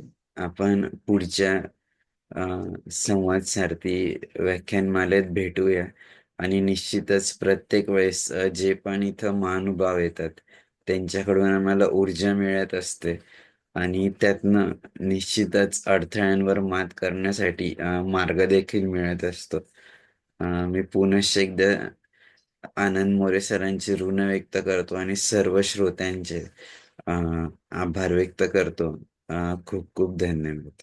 Thank you very much. Thank you all. Vishalji पुन्हा एकदा थँक्यू. ओके, भेटूया.